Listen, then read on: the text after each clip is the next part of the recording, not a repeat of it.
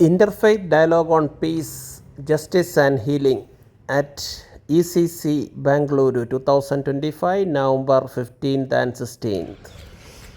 So അങ്ങനെ 6:40 കഴിഞ്ഞപ്പോഴത്തേന് ecumenical Christian centre ECCയുടെ വിശാലമായ അടിപൊളി ക്യാമ്പസ്. ഞാനിവിടെ 2004 വന്നിട്ടുള്ളതാണ്. 2004 21 വർഷങ്ങൾക്ക് മുമ്പ് വന്നതാണ്.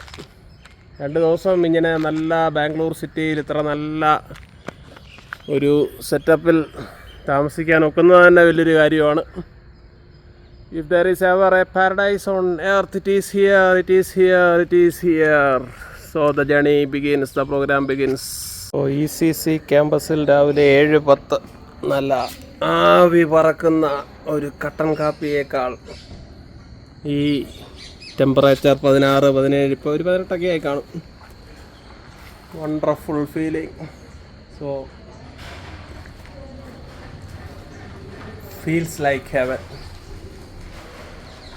ഇനി ഹോസ്റ്റലിലൊക്കെ റൂമൊക്കെ ഉണ്ട്, അതിൻ്റെയൊക്കെ അപ്ഡേറ്റ്സ് പിന്നീട് ഇടാം. കട്ടൻ കാപ്പി ടൈം, ആവി പറക്കുന്ന കട്ടൻ കാപ്പി.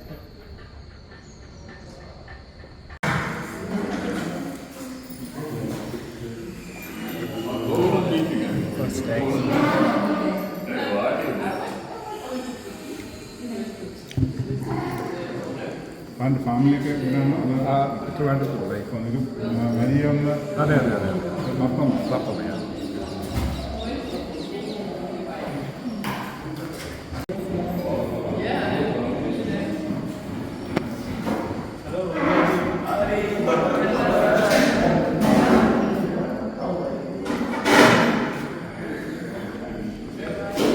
Breakfast time at ECC day 1.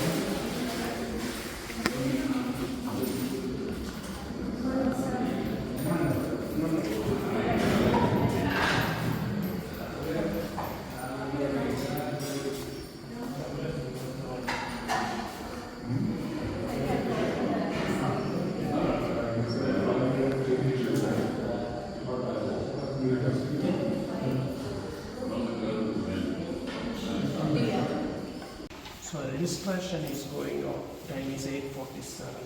What are the name, address, organization?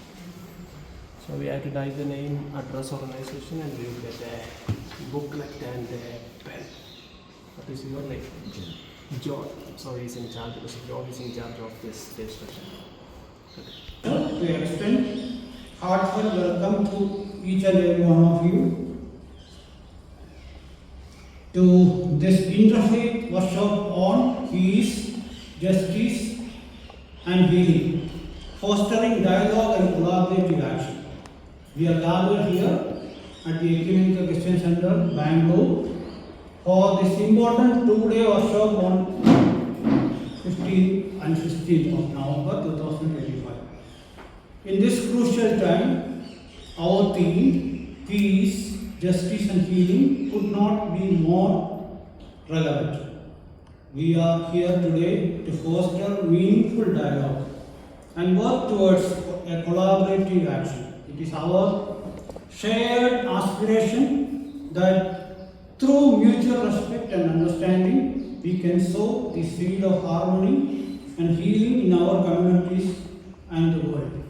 As we know, we are living in a society at a time when people are trying to divide our society in some or other way so that they can gain some advantage. I think this conference get importance because of the situation that we are now in. We grew up with this ECC because all insights about ecumenism and wider ecumenism, all ideologies, we have been imbibed from the spirit of ECC. So I remember one Sanskrit sloga which goes like this: Lakshmir Lakshanahine Ulahine Saraswati Apatre Lepate Nari Megha Varshandu Parvate. 3 things are just like water falling on the mountains. No use. Suppose rain falls on the Everest, what is the use? It just goes down. But if it falls in the forest, it will be so fertile, it will convert the land to fertility. So Megha Varshandu Parvade, that is of no use. Three things are like that. Number one, Lakshmi Lakshana Hine. You give lot of wealth to somebody who is not at all qualified to receive that wealth. But when M.A. Thomas Achan or somebody of his caliber receives gift of wealth, that can change the whole atmosphere, that change the intellectual arena, it can influence all. Executive Secretary for URI, South India region. Then we have Shashikumar Sandaram from Trivandrum. You know the Chandagiri Ashram in Trivandrum. It's a very world famous center of enlightenment. He represents Chandagiri. So there are so many Mathew there. There is Mathew Koshy here. These are the names that I know, but all others you can use yourself. I hope that we will have a very rewarding deliberations for 2 days. We will discuss all other things in detail later. Thank you so much.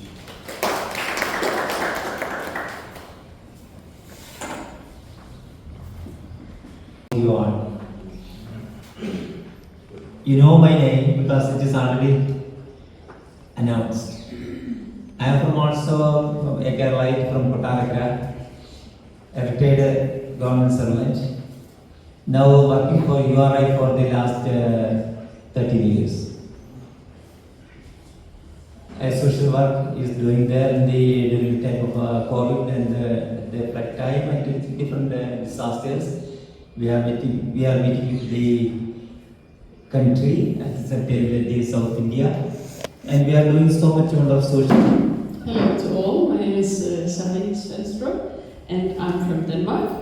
In Denmark I direct films, but I said goodbye to my job for a year to go travel the world and meet with organizations like URA and 1 Billion Youth for Peace to gain knowledge about how we can create peace in the world, and also to use my skills as a filmmaker to make small films for different NGOs. So right now I'm working with Abraham making some... Good morning everyone, I'm Ardra.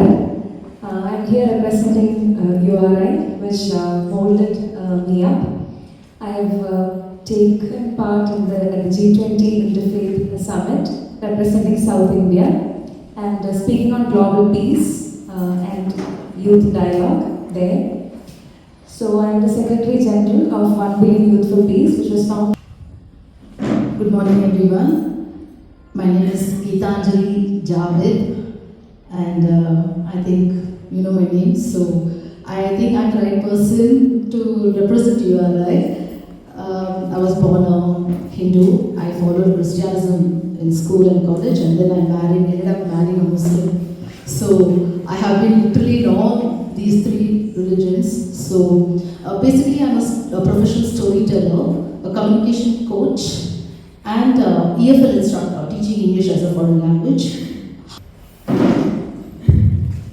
I'm Rennie Jacob, coming from Kerala, Tiruvalla. I'm associated with the URI for the last 10 years. I was the advocacy head of values in India, and also partnership head of International Justice Mission.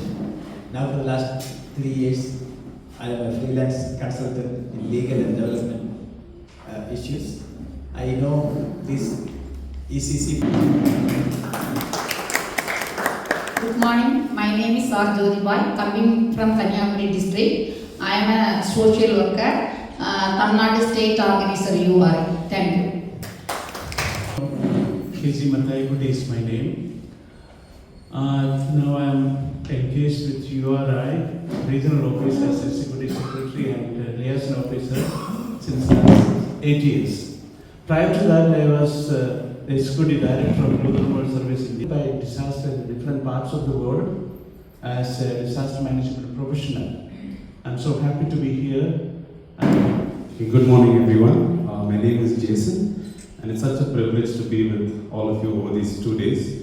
I find myself as a lecturer in a Bible college, and interfaith dialogue is something that we don't really participate all that much. So I'm really looking forward.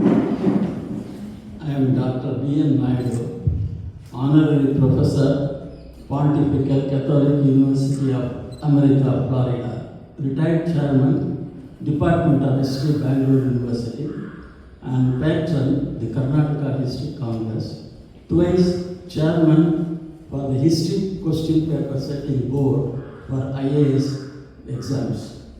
These are my 4 books: New Perspectives in Indian Church History, Readings in... Good morning all, I am Philip from Tamil Nadu. I am basically a health worker, working as a child activist within the tribal people and promoting the dropout children to the mainstream of education, especially for primary education. And I am a member in Legio Maria in my parish. Good morning to all. I am Reverend Mathew Thomas from Kerala, representing the November MMXXV Church. I am happy to be here and thank you for this wonderful opportunity. Hope this is the first time I am attending a seminar like this, and I hope this seminar will be a blessing and meaningful to all of us. And I think this will help us to be more active in the society. Hello everyone, I am Selvamani from Gurukul Lutheran Theological College. Currently I am studying Bachelor of Divinity final year. I am happy to participate in this Interfaith Workshop. Thank you. Bachelor of Divinity in Gurukul Lutheran Theological College final year. I am also very happy to be attend this Interfaith Workshop. This is my first visit in this ECC campus, but Interfaith Workshop I have already attended to. Good morning, I am Reverend Lydia from Chennai, Tamil Nadu, coordinator of Ecumenical Dialogue Center India. Humanity Beyond Religion is the motto from United Evangelical Lutheran Churches in India. Good morning to all of you. Myself, Mathew T. John. I want to say Mathew T. Junior because seniors are here. It's my privilege to be part of this conference. This is the 3rd time I am attending this URI conference. I am representing Hope for Children.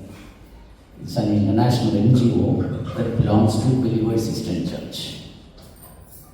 And another one is thank you.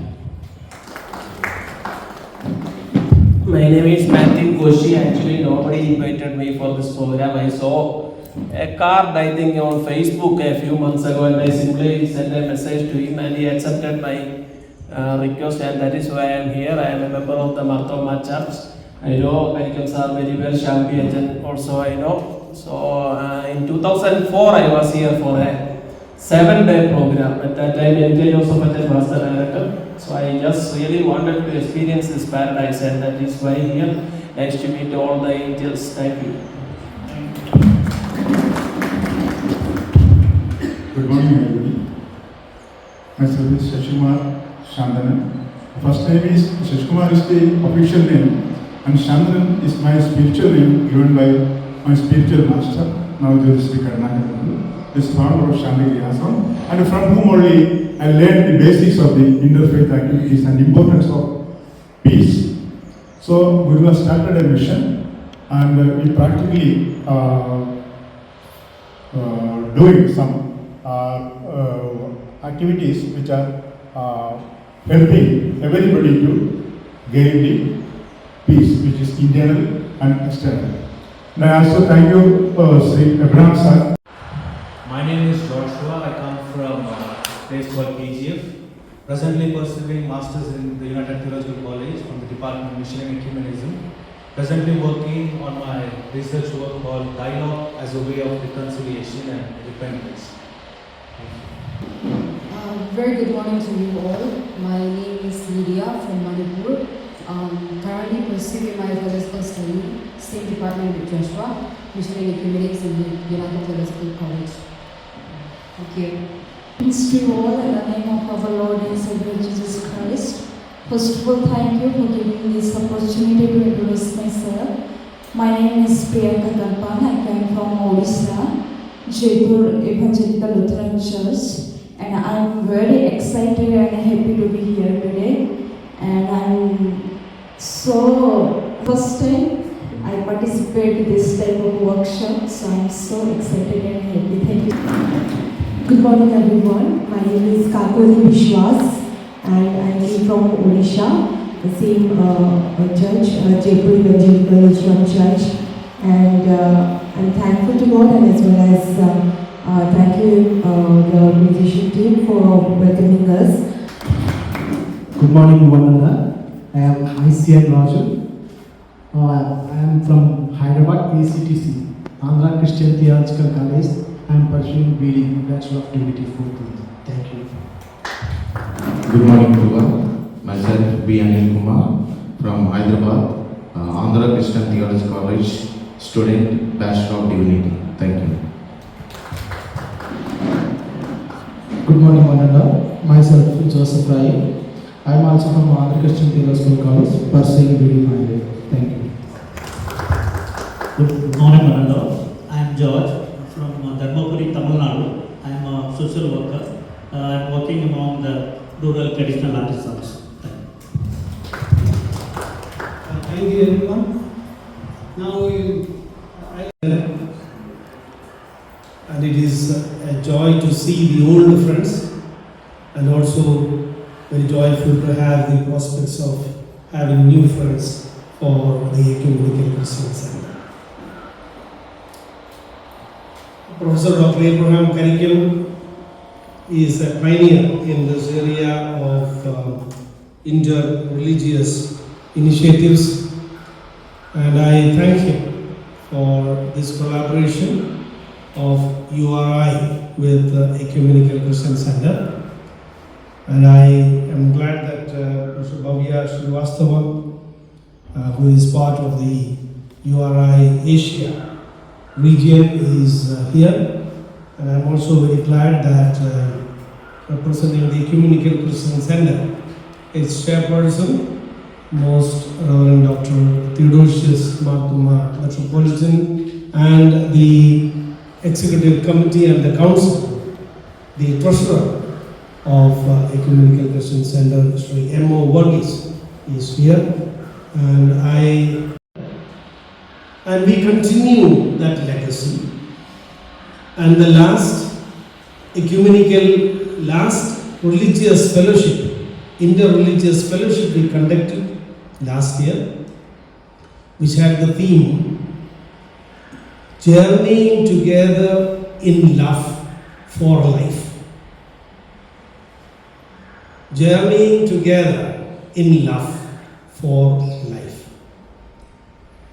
So for us to collaborate with any religious initiatives, especially United Religious Initiative, is part of our mission, and pay tribute to our legacy, will uphold our principles, and in today's world we will achieve something very urgently needed. So I am happy that you are here, and I wish that we'll continue to have more programs, and I'm sure Dr. Abraham, whom I have known for many decades, and many others here are my friends, and all of us now will become friends. We will continue this collaboration, because people say that if you want to go fast, you should go alone. But if you want to go further, you need to go together. So in this world, people are trying to go fast.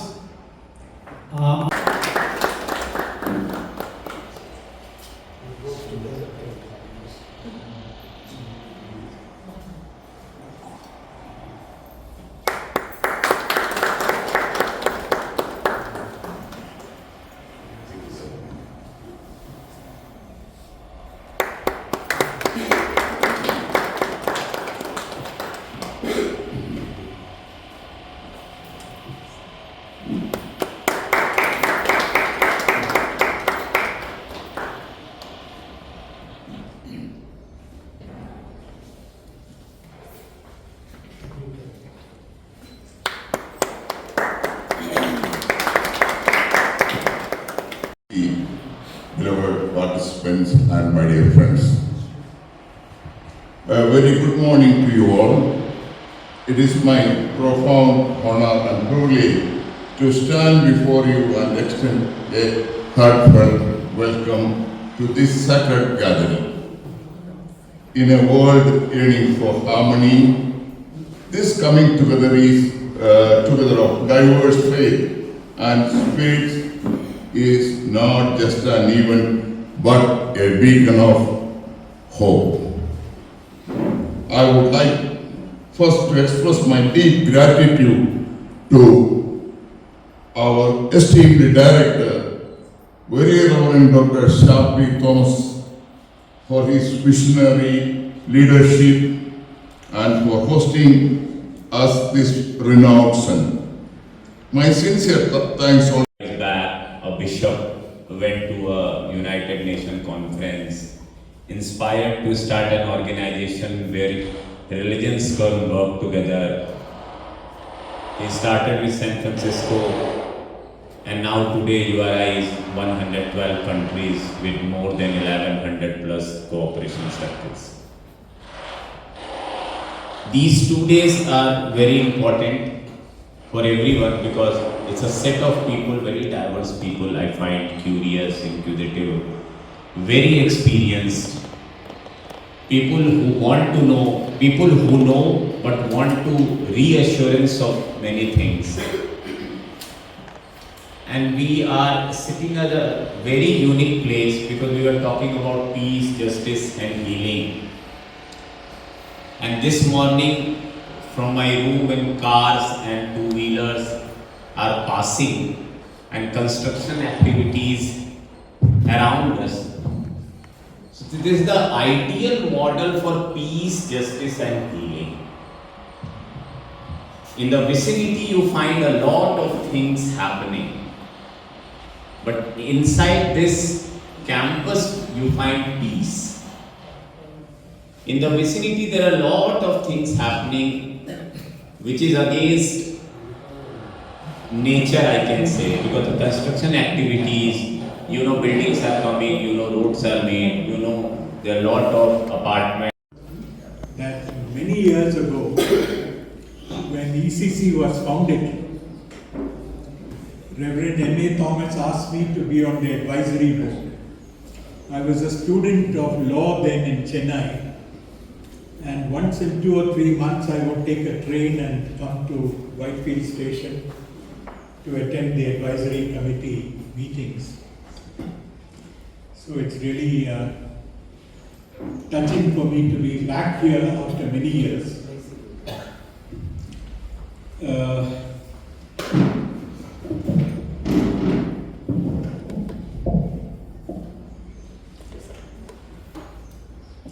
Reverend Thomas ended his speech with an anecdote, and I thought I'll start my family with a dog. And the dog was called Khan. And nearby there was a Hindu family with a female dog called Radha. And it was noticed that Khan was very aggressive, this dog Khan, and used to bite Radha regularly. So this created a tension in the village. Here is a Muslim dog biting a Hindu dog all the time. So some communal tension built up in the village. And then one or two wise people said, let's investigate this matter. And then they did a survey and found that Khan used to bite a lot of Muslim dogs also, not only Hindu dogs, and that he actually bit more Muslim dogs than Hindu dogs. So that calmed the situation down, and there was peace in the village. Anyway, I thought that, for communal tensions to arise, even small things are sufficient. Vaikam Muhammad Bashir was a great Malayalam writer. He started with children, the next generation. What kind of society are we we are going to leave them, right? So I think student community we should change their mentality. So what are the steps? Like Abraham sir is initiating that 1 billion piece for you. But that steps should reach not only in schools and, Prior to what she responded, if the one who came first, the land belongs to them, India should belong to the tribals, the Adivasis. They were the first inhabitants of this country. And we know that Aryans came late. That's one argument. The second is, Buddhism was very strong in this country. And I have been to many of these Buddhist countries recently also. Very dominant Buddhist countries we have. Like to say that I came first because all belongs to me. If the same argument, let us go back to the original inhabitants and we give back India to them. Thank you.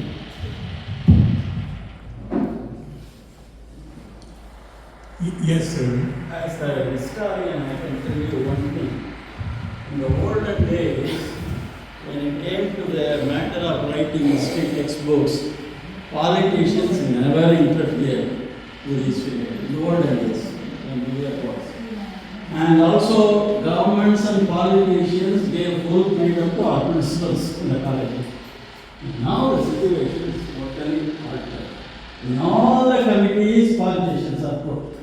I will give you my own example. What happened when I was chairman of the question paper setting board in the UPS.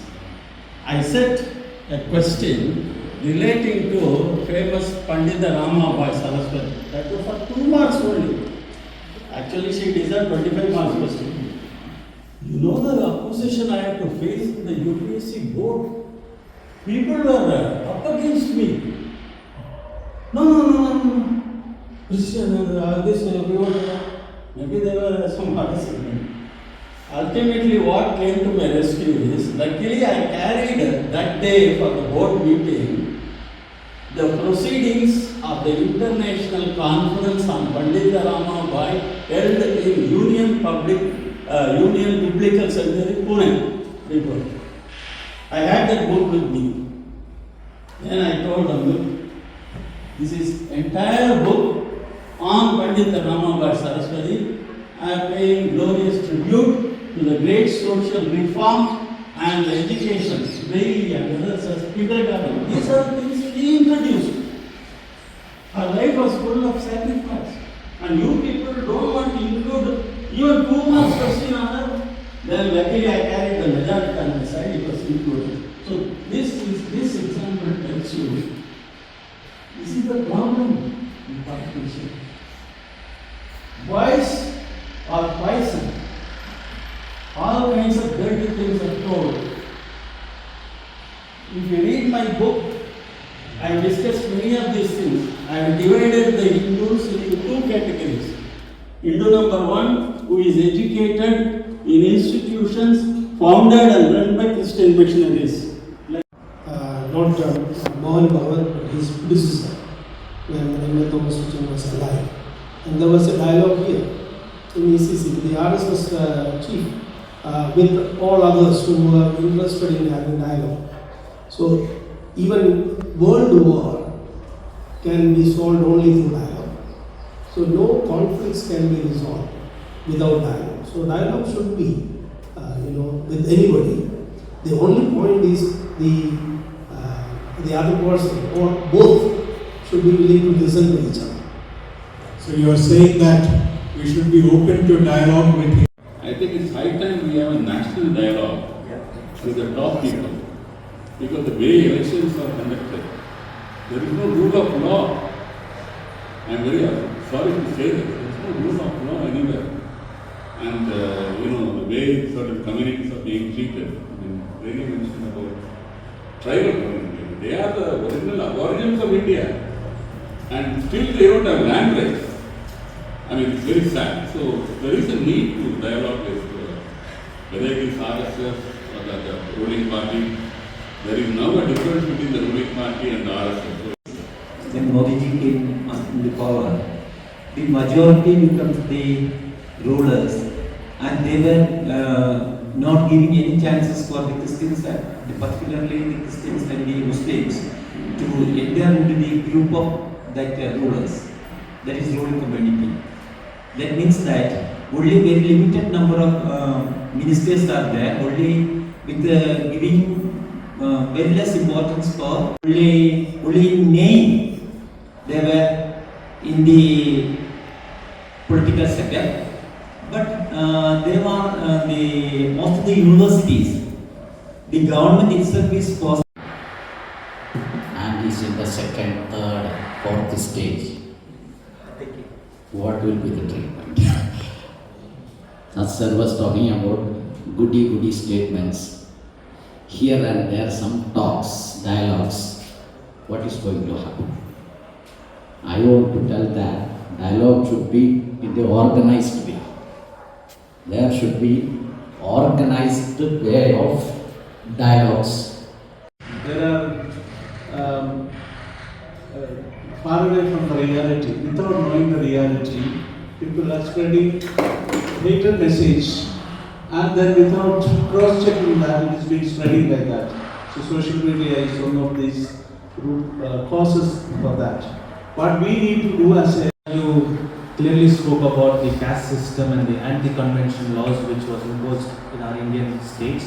I was expecting that you would speak something little about the Garvapasi movement which was started from the Hindutva initiatives, where my question is, India is completely dominated by the caste system, the upper four caste.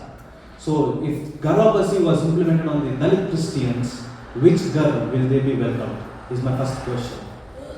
Which Gar will the Dalit Christians who were one book, latest book, he said our world have no new ideas. There are only three models of governance: socialism, capitalism, democracy, and aristocracy and others like that. But the aristocracy is not a model actually. Now we have moved to socialism, capitalism and democracy. All have failed humanity. The promise of socialism.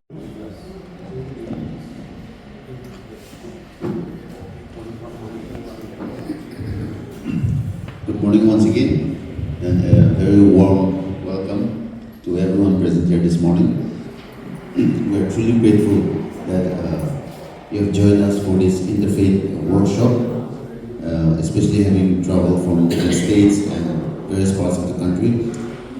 We want to thank you and welcome you to ECC.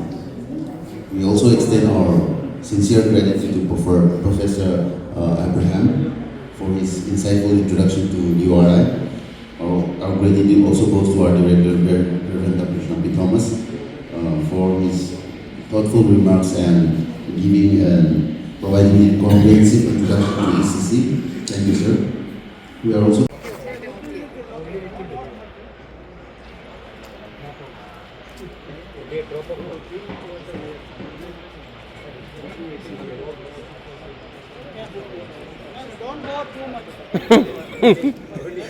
enough water is poured already.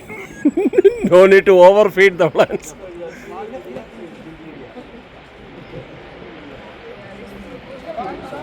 So ആദ്യത്തെ session കഴിഞ്ഞ് 11:22 ആയി. ചായ കുടിക്കാൻ പോവുകയാണ്. അതിന് മുമ്പ് ചെടികൾക്ക് വെള്ളം ഒഴിക്കുന്ന ഒരു വിചിത്രമായ ആചാരങ്ങളൊക്കെ ECCയിലുണ്ട്. Wonderful place. ഇതിനെപ്പറ്റി ഞാൻ കൂടുതൽ പിന്നീട് ഇടാവുന്നതാണ്.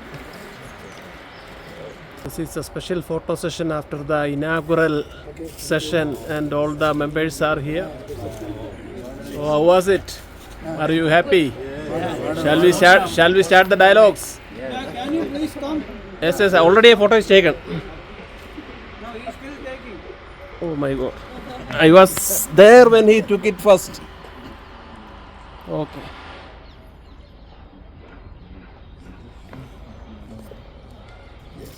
Thank you. Okay, the first session is over. We are moving.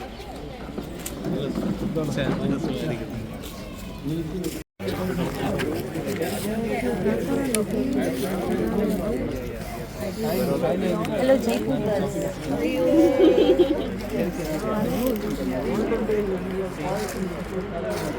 So tea time at 11:30. Tea, coffee, and good day or biscuits. Delivery of the lady. He thought for a while. No. Woman only should do it. Women doctor fellow. Currently, he is the coordinator of URI South India region, and several camp he has, and we are going to listen to him on international interfaith dialogue yesterday, today, and tomorrow. Welcome, sir.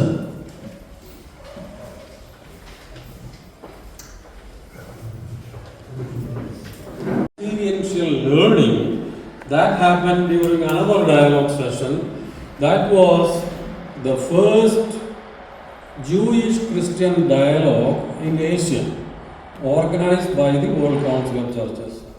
They wanted to have it in Kerala, in Cochin. They asked me to be the local organizer. There were 15 Jews and 15 Christians. 15 Jews came from Israel and different parts. There were the first woman rabbi from Israel and another woman rabbi, women and men, 15 from the Jewish community and 15 Christians. How this becomes a learning process. Sabbath day they have to go to church.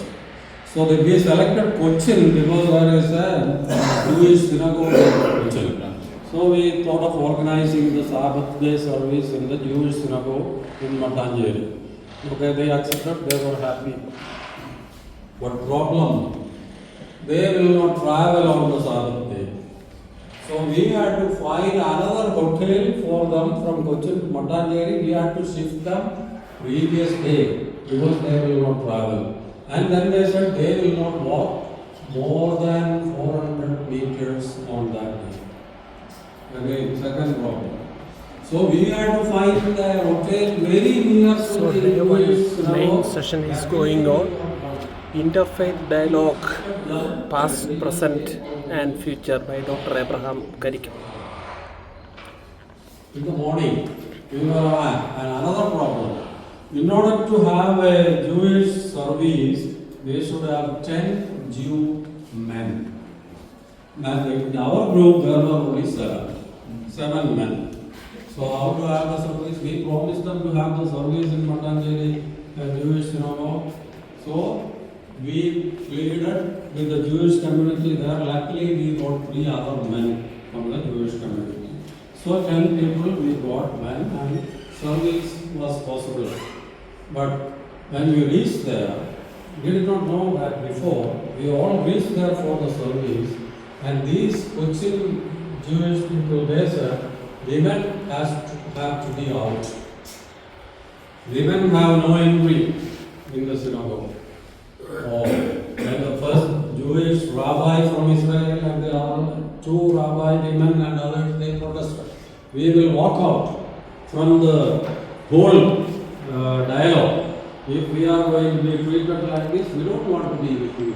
They were actually on the verge of a riot because women were so angry. They were not allowing to watch the service. And again, we had to plead and say everything because we have to conduct the program. Otherwise, the whole program will collapse. So we pleaded with the men there and the authorities of the synagogue there. At last, then they said, okay, let them go to the balcony and watch. They should not come near you. So in the end, the men said, okay, we will come inside the church and we will sit in the balcony. So I learned a lot about the Jewish religion from this one experience. So how interreligious dialogue becomes very, very useful as a learning experience. Where did the first dialogue start? It started in the BC because when they encountered people from other religions. And one more thing, Sir said about the scriptures evolving. So in Quran, we are following a Quran where it is translated by one Mr. Rashad Khalifa. He happened to be an Arabic, and he is a scientist.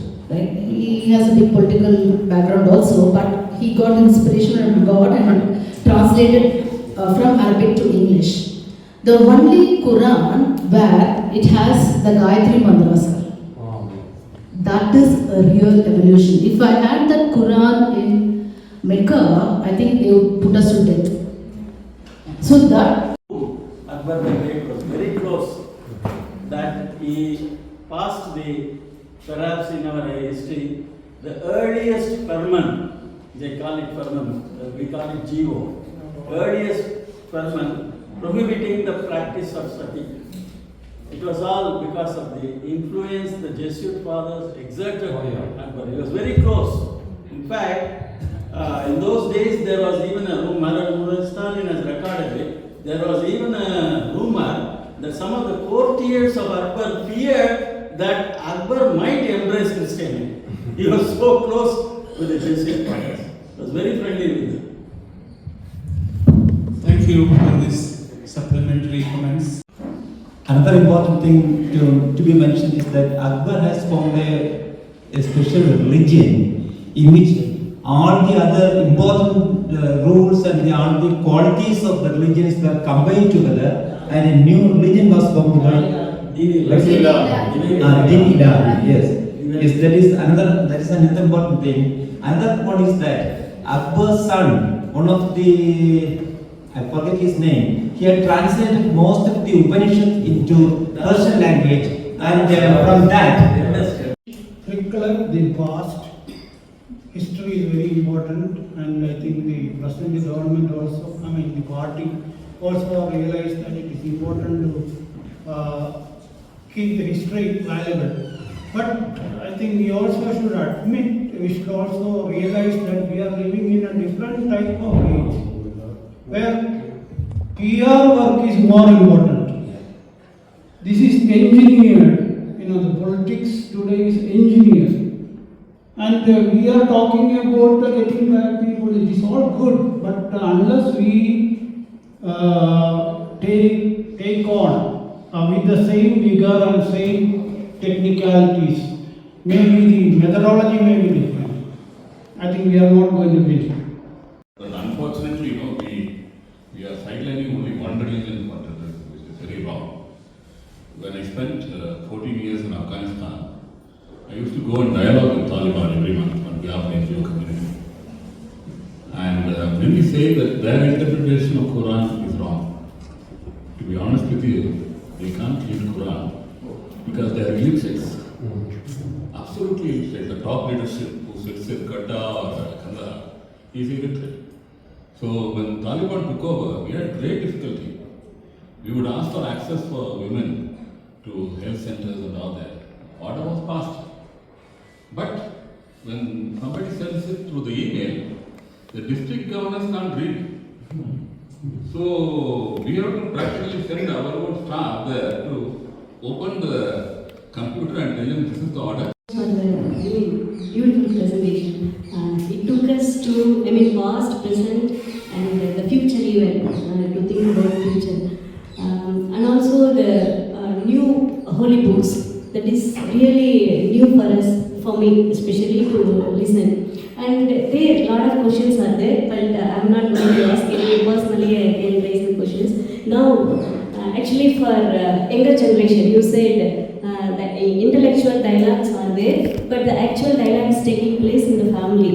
It is taking place exactly because we have so many examples. Even my friends, relatives, some of them, they really engaged in the interreligious wedding, but there are a lot of challenges. With compromising, no challenges at all. If we are compromising, it's okay. Without compromise, they have plenty of challenges and identical issues. And when they are raising the children, they have so many problems. And the younger generation is ready to accept and compromise. Without compromising, accepting each other as a human and changing history. There is an effort taking place in the country, changing the history. Is it possible?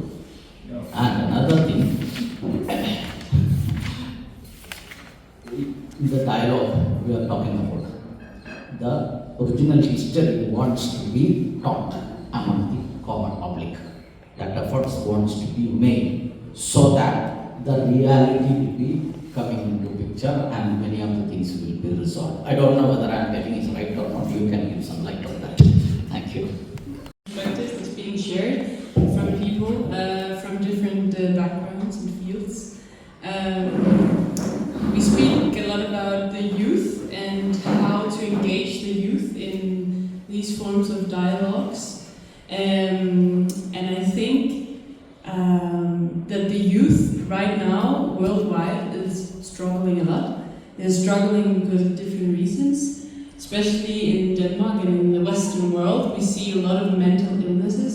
We see a lot of young people with a lot of hopes being lost, both because climate change and they're looking into a future where they don't know what world they will enter, but also they have somehow lost the ability to socialize, to have dialogues, and to grow in faith, because from my perspective, at least in the Western world, we're really lacking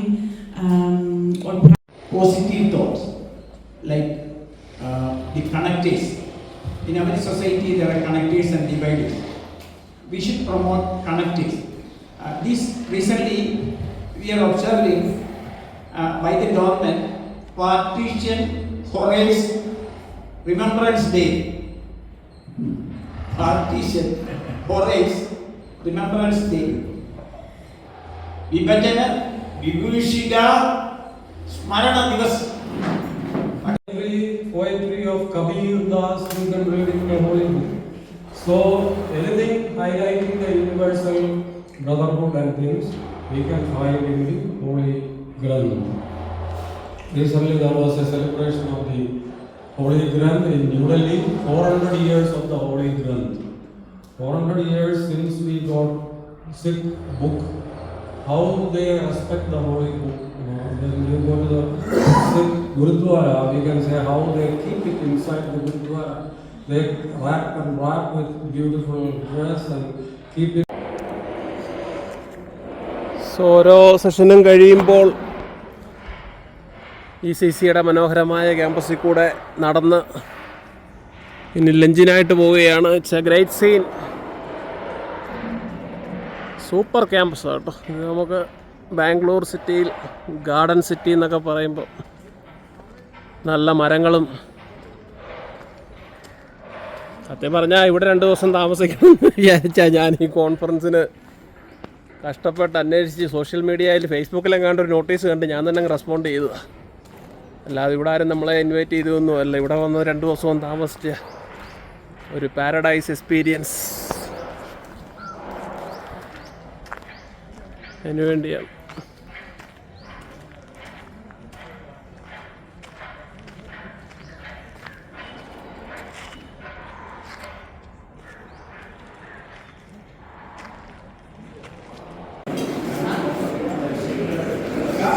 So lunch time here, day 1.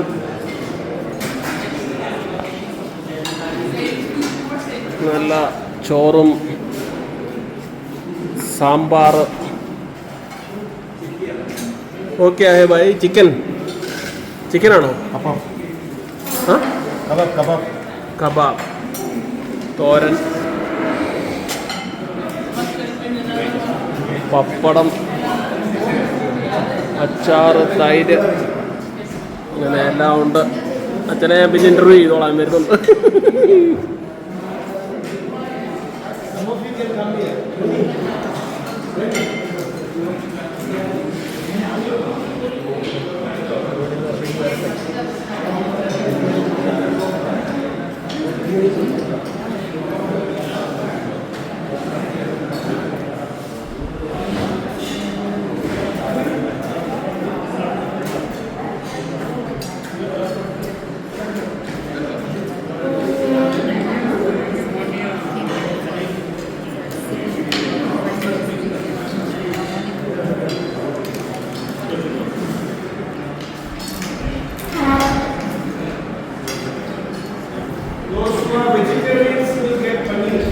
Yes. I am waiter. I am a waiter.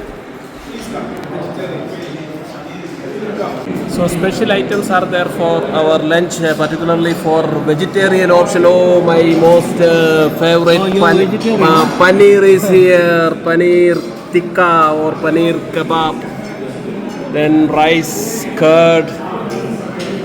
So everything is done by Dr. Raji. He is arranging everything. Thank you very much for being a wonderful coordinator. We will talk to you later now. We are taking lunch time. Is it live or what? So we have wonderful two youngsters from the land of Ashoka Vardhana Maurya or Kalinga. One you can say like that. Ashoka belongs to Magadh, and they are from Odisha. What is your name? Hi, my name is Shama Biswas from Odisha. And what are you doing? Are you a student? No, I'm working as a lecturer in botany. Botany. Yes. Excellent, very good. And what is your name? Hello, my name is Priyanka. And what do you do? Yes, I'm working as a teacher. Teacher, what is the subject? English. English. So, are you enjoying these moments? Yes, of course. So, these are wonderful moments with two young, vibrant youths of India. Okay, God bless, all the best. Bye bye. See you. Thank you. So, this is the swinging moment at ECC. This is called Unyal in Malayalam. Kannada mein kya hai? How do you call this in Kannada? Unjalu. Unjal. So I have a friend from Karnataka who is filming this. So amazing. Newton's law best application on a simple pendulum. Everything it is based purely on the laws of mechanics, laws of motion. Look at this wonderful area. It's just like a paradise. Oh my goodness, the woods are lovely, dark and deep, but I have promises to keep. Do you know the remaining two lines? And miles to go before I sleep, and miles to go before I sleep. The journey continues. Journey goes on and on and on. Okay. Yes. Where is Caleb? He is on his way to join me. And what do you do? I am now pursuing my masters in theology. Masters in theology? Yes. Where? From the great esteemed college, United Theological College. UTC is a student of UTC. What else you need? So God bless you. Thank you. And how do you see this program? It's a very enriching program which helps us to understand the real society and the relations which we have with our society and people. Why do you choose theology when you can love many things? Why do you want to love God? It's all about the passion which I have towards this field. The passion to learn more and the passion to explore more good things about God. Yes, just like Jesus says, Mary has chosen that which is right. Yes. So you also have Yes. chosen Yes. that which is right. God bless you. Thank you. Thank you. 14 years in Afghanistan and dealing with the Taliban. So now we are going to enjoy the session. So please, we had a nice power nap, and after that nap, I think we are all refreshed. And to be more refreshed, we're having a session by Dr. The last one. I have to wear my shoes. She said, no, run. So I went down the plane without my shoes and my passport. And there on the tarmac, there were people waiting, the passengers waiting there. And we were hustled into a bus. As the air hostess said, part of the airport was burning. And we went to the international airport hotel in Kuwait. And after we arrived there, the pilot said very calmly, everything is fine, we are going tomorrow morning. And we start the plane tomorrow morning. And then we slept well, and in the morning we went to the breakfast table. And one of the passengers said, look through the window, there are tanks with Iraqi flags. That's the time we So realized afternoon session started a special session by a wonderful leader. So the two girls came back running and saying the door is locked. The airport hotel door is locked. Then only we realized we are hostages inside. And it went on for 32 days. The breakfast disappeared. Then lunch disappeared. Then dinner disappeared. We had only one meal at 4 and 4:30. I used to count the number of rice pots. The first thing that goes off is the telephone. You can't contact your family. And then the fax and the teleprinter goes last. And those days we didn't have mobile phones. So I couldn't contact my family. After 32 days, there were many foreigners who were still there. Some of us managed to cut the story short. Some of us managed to reach Baghdad. That's what I would say. I don't know how I did it. I'll tell you privately. Reached Baghdad, and they told us that you will be sent to the refugee camp in Jordan, IDP camp, because all the Kuwaiti refugees are there. It really should be, because I have become IDP now. And that is why, I committed my life to working among refugees and IDPs. And luckily, there was an announcement on the television in Baghdad that Air India is flying special flights to Bombay for Indians. So I came back. So, the story, message from this is that anyone can become a refugee or an internally displaced person. And as of today, there are 84 million IDPs in the world for no fault of their own. I didn't do anything to be stuck in. Very wonderful speaker. I have to start from the last.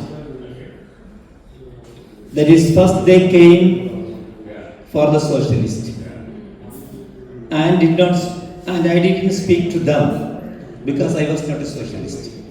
Second, then they came for the trade unionists, but I am not that. So I didn't speak for them. And for the third time, they came for the Jews. I didn't speak for them because I am not a Jew. To any initiatives, because you take the lead and we are making the voice to voiceless. In India situation, anyone has raised the human rights or voice to voiceless people, they are treated as urban Naxalites or urban people like that. So violation of human rights is predominant in the India and neighbor countries. I already heard about Bhutan, Nepal and other Taliban, so surrounding. So we are making any initiatives through you because this is an international treaty. So through EC and URI, we take any. Economic factors is a very important thing in international politics, I suppose, because multinational corporations are there. This is the age of maybe post-capitalism. So many companies are working and all want markets, potential markets, then resources. So in a sense, for nuclear reactors, their feeding material, wars are being fought. All these are rumors or unsubstantiated reports. Is there any base in that? Economics or capitalism plays a crucial role in the name of religion. Through religion, these people can gain power. And by getting power, capitalist forces can get advantage by using these politicians. Also, another thing, the case of Israel. And even Christians say Israel is the chosen one and Israel will be the most powerful country in the world. And without realizing that Israel, people crucified God's own son Jesus. So this is actually a thing that is very common among Christians in Kerala. They say whatever may happen, Israel will triumph. I asked them how. They killed Jesus. And at global level, this Israel versus forces of Islam. That is another part of this conflict problem. Two things. One is the influence of capitalist companies, including this Tesla and Bezos, Amazon and all other people supporting various governments to further their vested interests. That causes international conflicts. Second one is this Semitic religions and Islam versus Judaism or Christianity crisis. How do you see these two cases? That is the question. In your presentation, I think the whole entire this aspect of this workshop is interfaith. I think is very important. But my concern is as Christians, as we are giving so much importance for this peace, justice, healing, our other religions are really focusing. That is one point. In one of your presentations, you said that Bhagavad Gita is also forgiveness, Islam is also forgiveness. How strong that is in comparison to Christianity? Do we hear such a language in when they are talking, when they are discussing? If that happens, I think nothing, these type of things won't happen in Indian Islamic countries at all. If that is important for them. Because on their religion we speak. Islamic religious leaders fundamentalists are all religions. Dubai is entirely different one. Not, For example, as we said, we cannot generalize it. Fundamentalists are all religions. Yeah, India also. See, my faith is Christianity, but my religion is humanity. Yeah? Okay.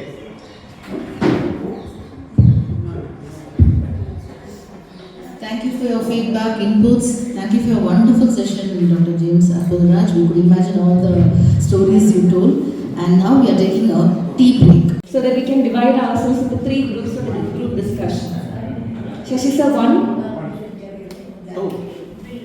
1. 2. There 1. 2. 3. Please look here. Look. Somebody is trying to all ones are one side. 2. 3. 3. 1. 2. 3. 1. 3. 1. 2. 1. 1. So group discussion is coming after the tea break. 2. 3. 1. Same old style.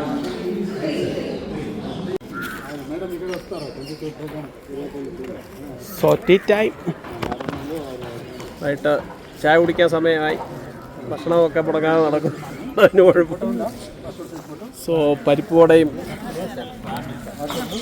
ചായയുമാണ്.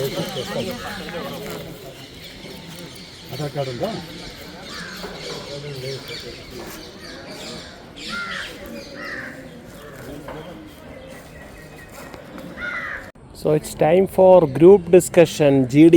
3 questions are given, 10 ways to promote dialogue, social harmony, coexistence, etc. This is group 1. Religious activities and how in best way we can follow this. Think beyond, not at the one-to-one and all. How we can dialogue and what way we can arrange some dialogue, interfaith dialogue, or maybe, for an example, if you think about when we are talking about dialogue, to bring an interfaith, we bring interfaith leaders on one thing, like child protection, or disability, or HIV and AIDS, or gender. That is the platform for us to bring everybody will come, because the issue is, gender issue is in every religion, like that. Those type of, I think, aspects it is asking here. How can we arrange a dialogue? How can we have a collaboration?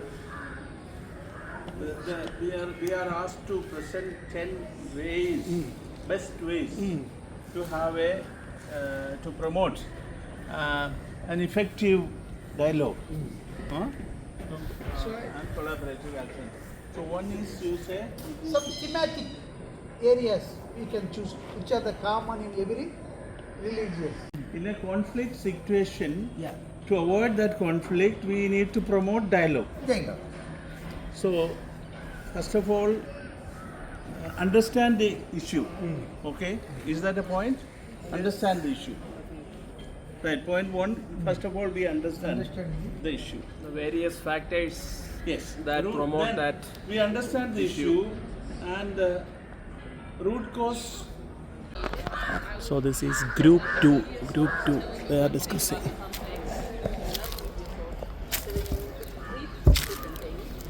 When Israel bombed in Gaza, it's called war, but when people from Gaza bomb Israel, it's called terror.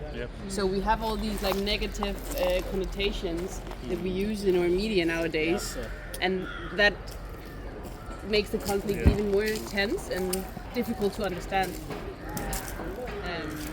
So maybe something about focus on the media, like getting closer to the truth. But how to do that, I don't know. We have to, bring in pressures on the media groups. Yeah. Pressure. Keep them accountable. If one media, for example, one newspaper, the Times of India, writing articles like something which is creating some unnecessary tension, something like that, and we used to bombard the newsroom with so many sorts of emails, this, that, everything, so that they will be cut up. But there are people right. They are not reading this, they are making a false statement, false story, and they are misleading the people. So we cannot make so that people are alive.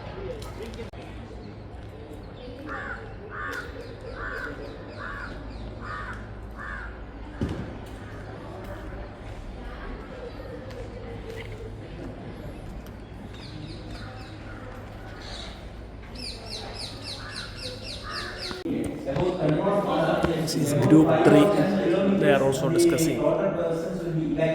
Unfortunately, in India, there's not so much land. There are so many people.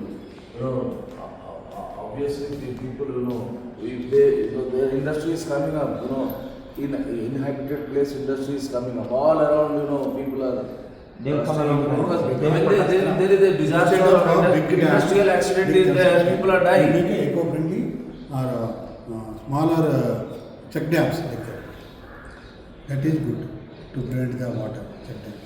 No, But it will not give the actual amount of result. Yeah, we'll leave that to the last. We'll Yeah, we'll think leave- about something. I think we can control and check the pollution. It is a controversial one. So and prevention of animal killing and so birds and environmental sectors. Regarding animals. Animals and birds. Regarding Animals must be protected. Forests also must be preserved. Preserved. That word. Forest stopped and forest animals should be saved at any cost. How to protect Mother Earth? 10 solutions. Particular passages on concerning that in the holy books of all religions. So the religious leaders should take it seriously to give proper education to their members. Community on regarding that. Based on the environment. passages We'll keep that as the last. passages from the holy book. Every holy book has Yes. some passages. Find common issues, understand the issue very well, and also background of that issue, and with this, maybe with these statistics, maybe with some data, what has happened, and when it comes to some rights that had taken place, how many rights had taken place, which places it had taken place, or who it has taken place, maybe with some data. So we need to come with the common understanding of the issue, which is the common for every religion. So then involving them. Some exercise and encourage the expression of opinions from various regions. As follows.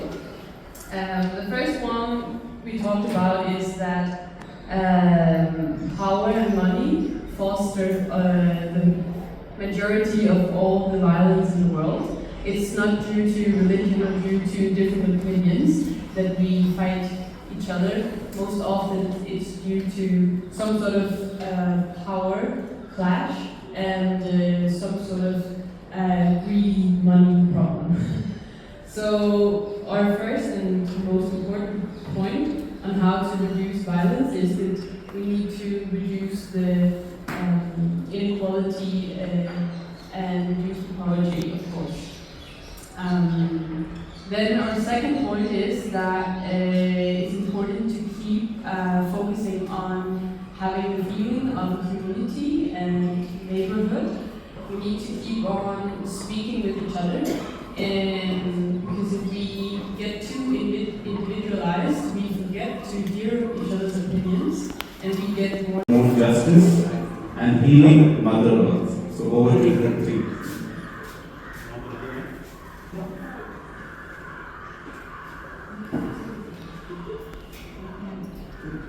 Good evening.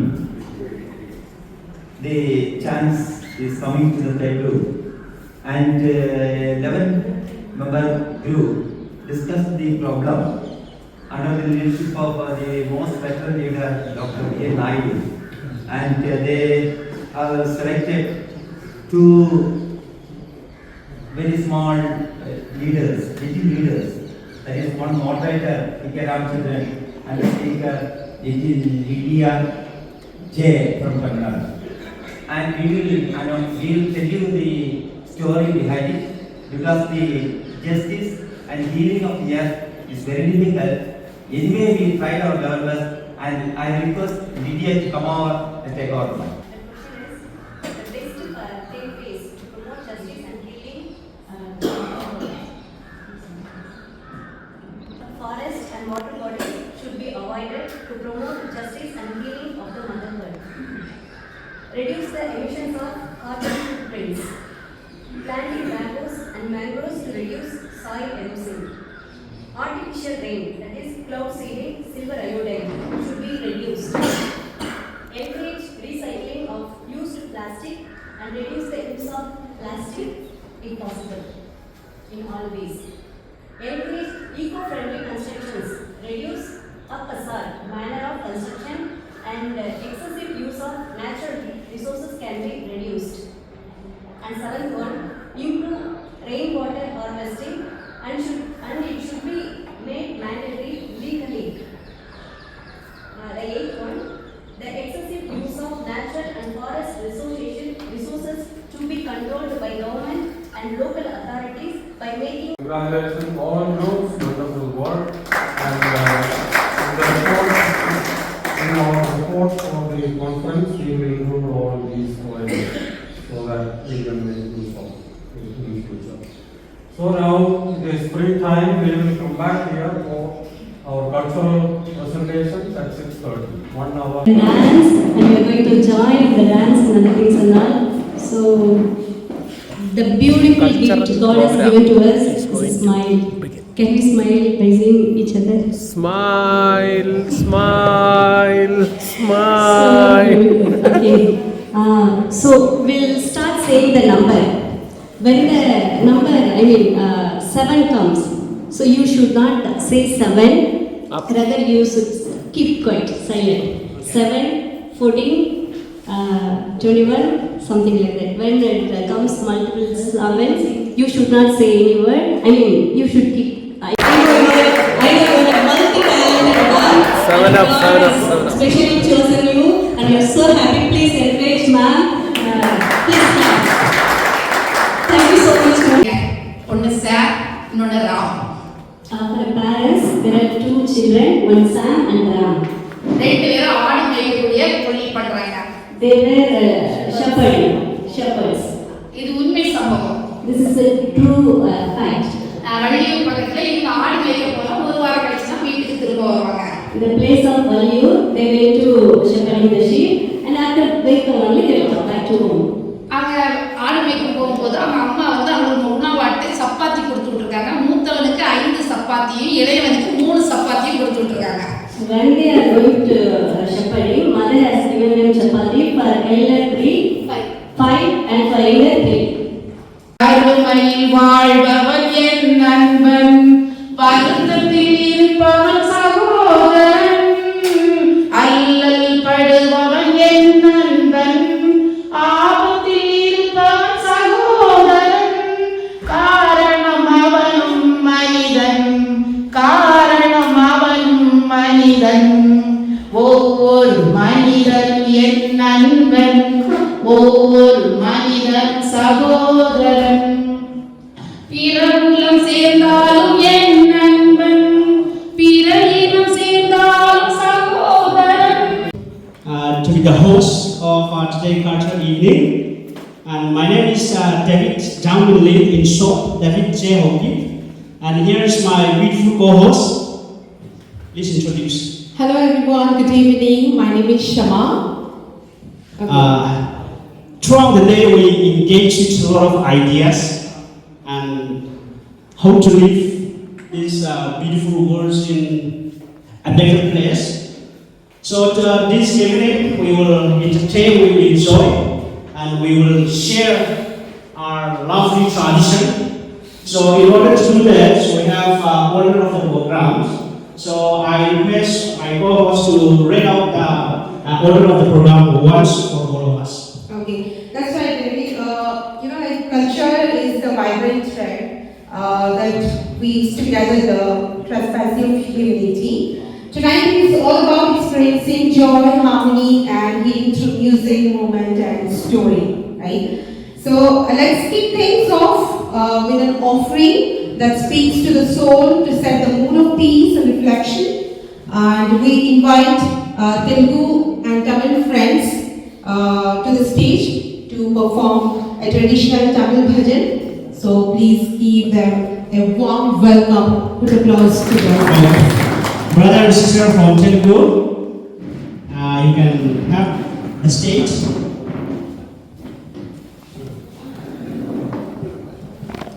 Cultural activity. Come on, put your hands together for those boys. Indian traditional song. I am leading that. We are groups in Telugu and Tamil theological students and ACTC and Gurukul students also included in this song.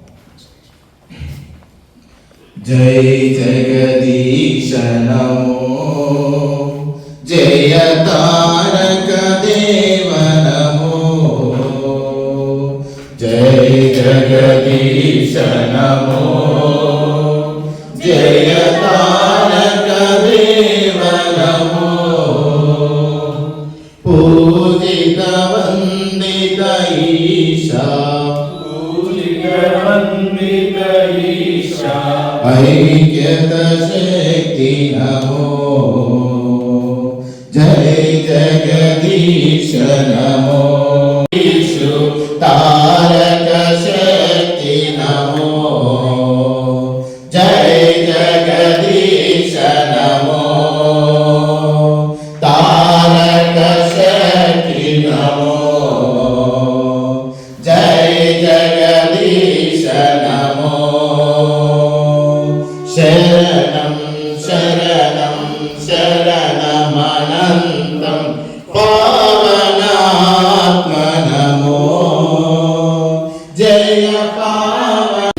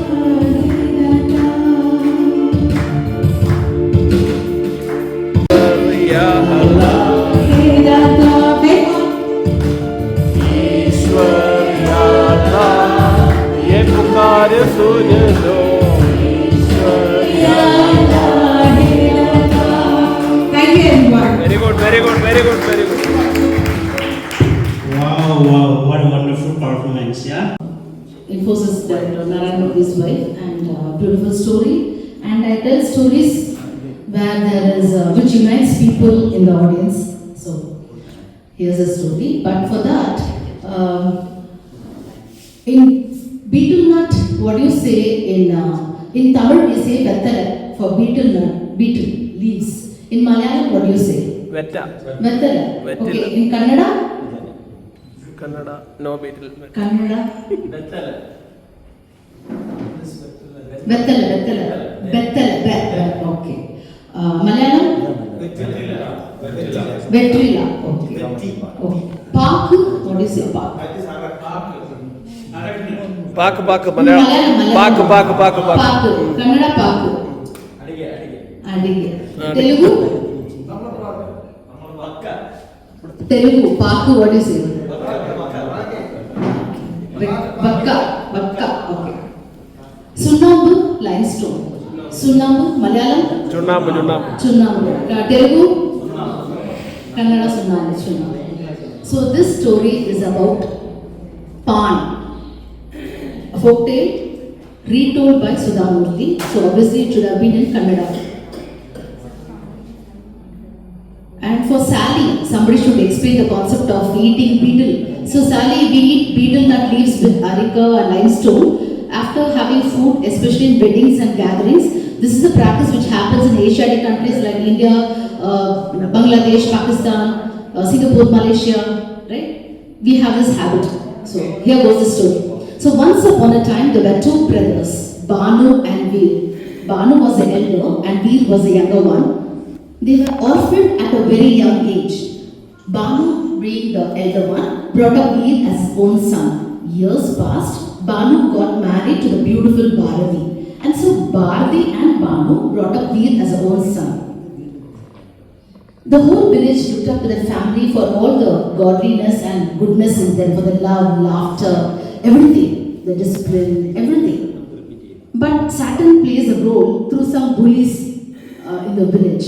So some of the people, they used to tease Veer. Hey, look at you. Look at the name. Your name is Veer, right? But you are pampered like a child. You are a baby for your brother and sister. Veer did not have any choice, so he walked back again to the battlefield. As fate plays, destiny plays games in our lives, so did in Veer's life. Veer took rest in the same place where his brother and wife took rest in the same village. Upon entering the village, he saw a tall tree and a climber plant climbing the tree. And he was like shocked. He called the villager and asked, "What is this tall tree? I haven't seen." And a climber climbing the plant or climbing the tree. And you have built a small temple, the diyas burning. What is it all about? And then the villager said, What should I say, brother? A few months back, a couple came and they were in search of the brother. They wanted to go to the battlefield, but unfortunately both of them died. And when they died, what happened? In this place, this tall tree and this climber plant came up. The tall tree gave us some nuts which had some healing properties.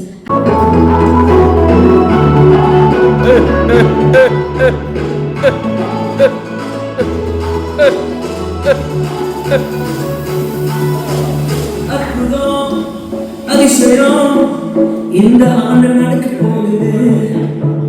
அற்புதம் அதிசயம் இந்த ஆண்டு நடக்க போகுது.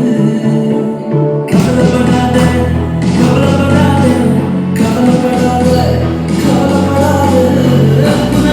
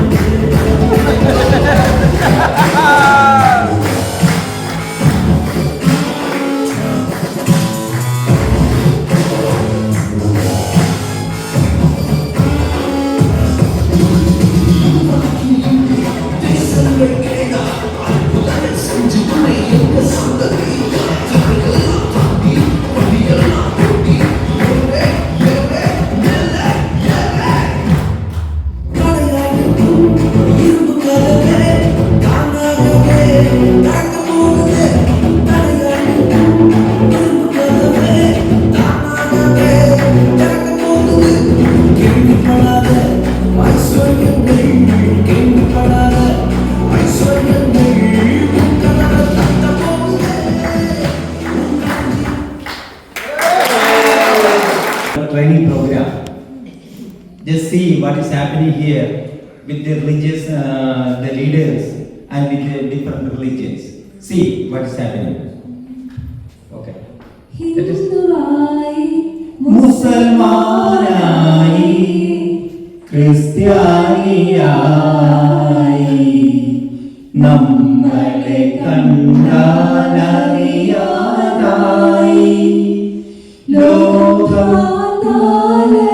lokathalayaമായി ആയിരമായിരം മാനവഹൃദയങ്ങൾ ആയുധപുരകളായി ദൈവം തെരുവിൽ മരിക്കുന്നു, ചെറുതാൻ ചിരിക്കുന്നു. മനുഷ്യൻ മതങ്ങളെ സൃഷ്ടിച്ചു, മതങ്ങൾ ദൈവങ്ങളെ സൃഷ്ടിച്ചു. മനുഷ്യനും മതങ്ങളും ദൈവങ്ങളും കൂടി മണ്ണു പങ്കുവച്ചു, മനസ്സു പങ്കുവച്ചു. മനുഷ്യൻ മതങ്ങളെ സൃഷ്ടിച്ചു, മതങ്ങൾ ദൈവങ്ങളെ സൃഷ്ടിച്ചു. മനുഷ്യനും മതങ്ങളും ദൈവങ്ങളും കൂടി മണ്ണു പങ്കുവച്ചു, മനസ്സു പങ്കുവച്ചു. സത്യമെവിടെ സൗന്ദര്യമെവിടെ. To go to a place, a dreamland, where everything is in harmony and peace. And it goes something like this.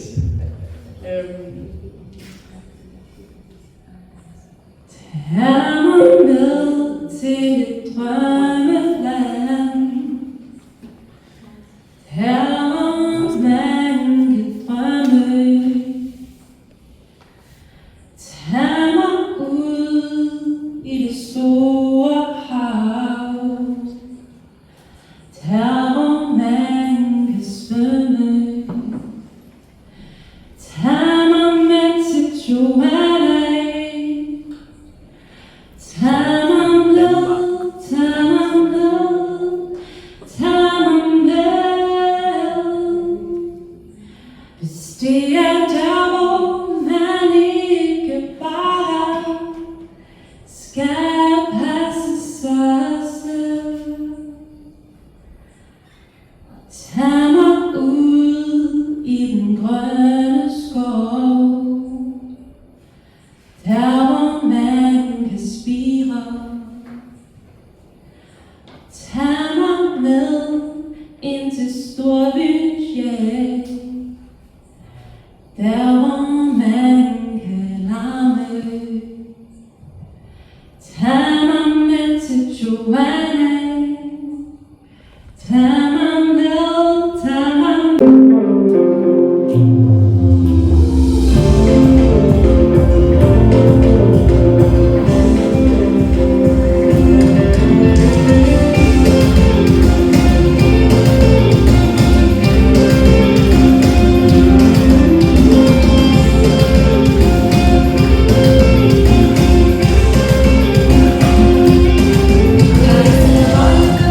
जवाब दूं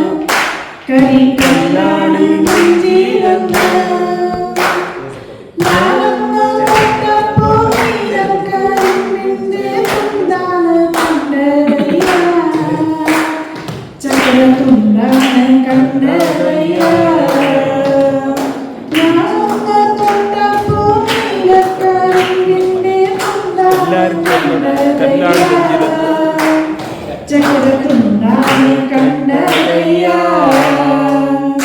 നാടാകെ നാട്ടാരും ചൊല്ല കാടാണ് കരളിലെന്ന് കൊടുങ്കാടാണ് കരളിലെന്ന് ഞാനൊന്നു കേറിയപ്പോ നീലക്കുയിലിന്റെ കൂടാണ് കണ്ടതയ്യ കുഞ്ഞിക്കൂടാണ് കണ്ടതയ്യ ഞാനൊന്നു കേറിയുന്ന ചോരയും കണ്ടന്റെ കാഴ്ചയും കേൾവിയും സ്തംഭിച്ചു നിന്നുവോ ചിതറിത്തെറിക്കുന്ന ചോരയും കണ്ടന്റെ കാഴ്ചയും കേൾവിയും സ്തംഭിച്ചു നിന്നുവോ ഒരിറ്റുപറ്റിനായി ഭിക്ഷയാചിച്ചിടും പിഞ്ചു പൈതൽ തൻ കഥയെന്തകോ കഷ്ടം ഒരിറ്റുപറ്റിനായി ഭിക്ഷയാചിച്ചിടും പിഞ്ചു പൈതൽ തൻ കഥയെന്തകോ കഷ്ടം കണ്ണുകൾ ഒട്ടൊട്ടു തള്ളി കരുവാളിച്ച മുഖങ്ങൾ. Short time, me and my partner Akka Lydia, we approach you all, and then you know, without any like denying or anything, you just agree to our approach, and then you make this evening a very wonderful evening for each and every one of us, and I believe all of us have enjoyed. I know we are running out of time, and dinner, we are all hungry, so I'll just cut it short. But before I complete this, I would like to make a few an announcement. Tomorrow yoga session, it is cancelled, so we are asked to come for the Interfaith worship 7 sharp here. So 7 sharp. So please, every one of you, to be punctual, to be on time. Thank you. Now we have the privilege and honor to call Brother Mathew Koshy to lead us in excellent songs. So the stage is your brother. Put your hands together for Matthew. So when I attended the conference at ECC 21 years ago in 2004, we performed this actual song. And it is a Malayalam song actually. At that time we taught a few of our Northeast friends also. And we sang together, we had that performance together, I still remember. Two of the Malayalis were also with me, but today I am alone, but I don't care. It's a song actually we learned in Sunday school, particularly VBS, Vacation Bible School. So I will perform it first. I have already sent the lyrics in the group. If you open it, you can see the lyrics written in English, so that you can read. So I am not a singer, but anyway we are going to enjoy for a few minutes, that's all. Kandalum njan vaadil ninnu muttunnu dun dun dum dun dun dum dun dun dum. You can go through the lyrics. Kandalum njan vaadil ninnu muttunnu dun dun dum dun dun dum dun dun dum. ആരെങ്കിലും എന്റെ ശബ്ദം കേട്ട് വാതിൽ തുറന്നാൽ ആരെങ്കിലും എന്റെ ശബ്ദം കേട്ട് വാതിൽ തുറന്നാൽ ഞാൻ അവനോടും അവൻ എന്നോടും കൂടെ അത്താഴം കഴിക്കും. How many of you know this song? It's a verse from the Bible, Revelation. Jesus says, look at, I sit outside the door and I knock. If anyone opens the door, I will come inside and we have dinner together. So I will sing once more. I am not a professional singer, so I cannot sing that much fluently. Anyway, I will try. കണ്ടാലും ഞാൻ വാതിലിൽ നിന്നു മുട്ടുന്നു ഡും ഡും ഡും ഡും ഡും ഡും ഡും ഡും ഡും. കണ്ടാലും ഞാൻ വാതിലിൽ നിന്നു മുട്ടുന്നു ഡും ഡും ഡും ഡും ഡും ഡും ഡും ഡും ഡും. ആരെങ്കിലും എന്റെ ശബ്ദം കേട്ട് വാതിൽ തുറന്നാൽ ആരെങ്കിലും എന്റെ ശബ്ദം കേട്ട് വാതിൽ തുറന്നാൽ അവൻ എന്നോടും ഞാൻ അവനോടും കൂടെ അത്താഴം കഴിക്കും. Shall we sing together once more? Can you stand up? Those who have learned. For Malayali people, I think already you have learned the lines. ആരെങ്കിലും എന്റെ ശബ്ദം കേട്ട് വാതിൽ തുറന്നാൽ അവൻ എന്നോടും ഞാൻ അവനോടും കൂടെ. It's a familiar Malayalam Bible verse. Others can look at the lyrics, no problem. But Malayalis can cooperate with me. You also have to sing. Many words this people from northeast place cannot karikum. You cannot pronounce it ra. Can you pronounce ra? Karikum. You know, at that time,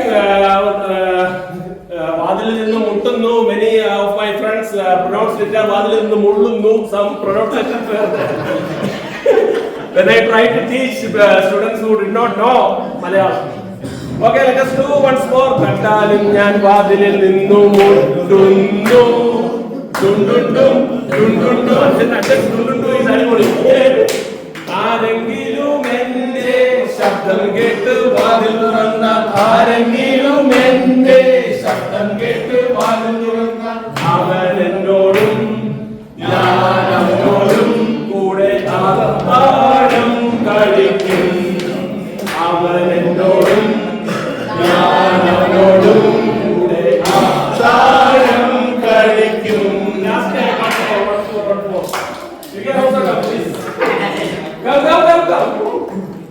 The celebration of life, abundant life is nothing more than that. So okay, let us start one more time. കണ്ടാലും ഞാൻ വാതിലിൽ നിന്നു മുട്ടുന്നു.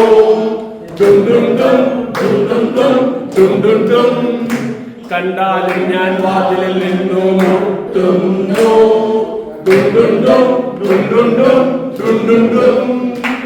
ആരെങ്കിലും എന്റെ ശബ്ദം കേട്ട് വാതിൽ തുറന്നാൽ, ആരെങ്കിലും എന്റെ ശബ്ദം കേട്ട് വാതിൽ തുറന്നാൽ, അവൻ എന്നോടും ഞാൻ അവനോടും കൂടെ അത്താഴം കഴിക്കും.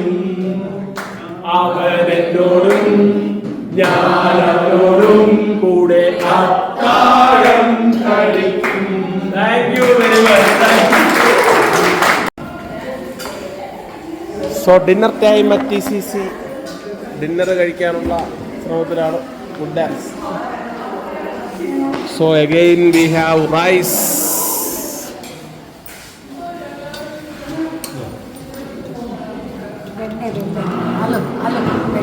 Aloo poriyal, aloo and vendakka. Very good. That is fish fry, chapati, ചോറ്. വെജ് ഉണ്ടോ? വെജ് സ്പെഷ്യൽ ഉണ്ടോ ആൻറ്റി? വെജ് ഉണ്ടോ? Veg special? വെജിറ്റേറിയൻ? വെജ് नहीं है, मछली वेजिटेरियन नहीं है, पनीर. हाँ ये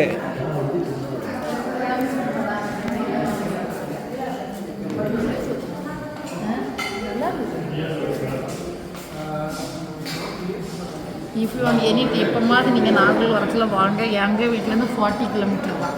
இந்த ஃபேமிலியை வந்து எடுத்துகிட்டு வந்து.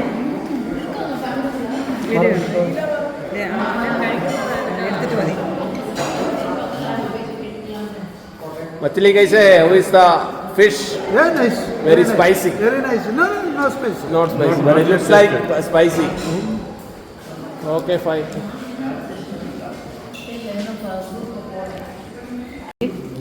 So this is dinner time and very special. Videographer கண்டாலே பயமா இருக்கு. And சாப்பிடும்போது அடுக்குது இல்ல once upon a time கொட்டாரக்கரையில. Madam is there from Kayankulam. I forgot your name. Can you tell your name again? പേര് ഒന്നുകൂടെ പറയാം. Jyotiba. And this is our very graceful Geetanjali madam, a wonderful storyteller.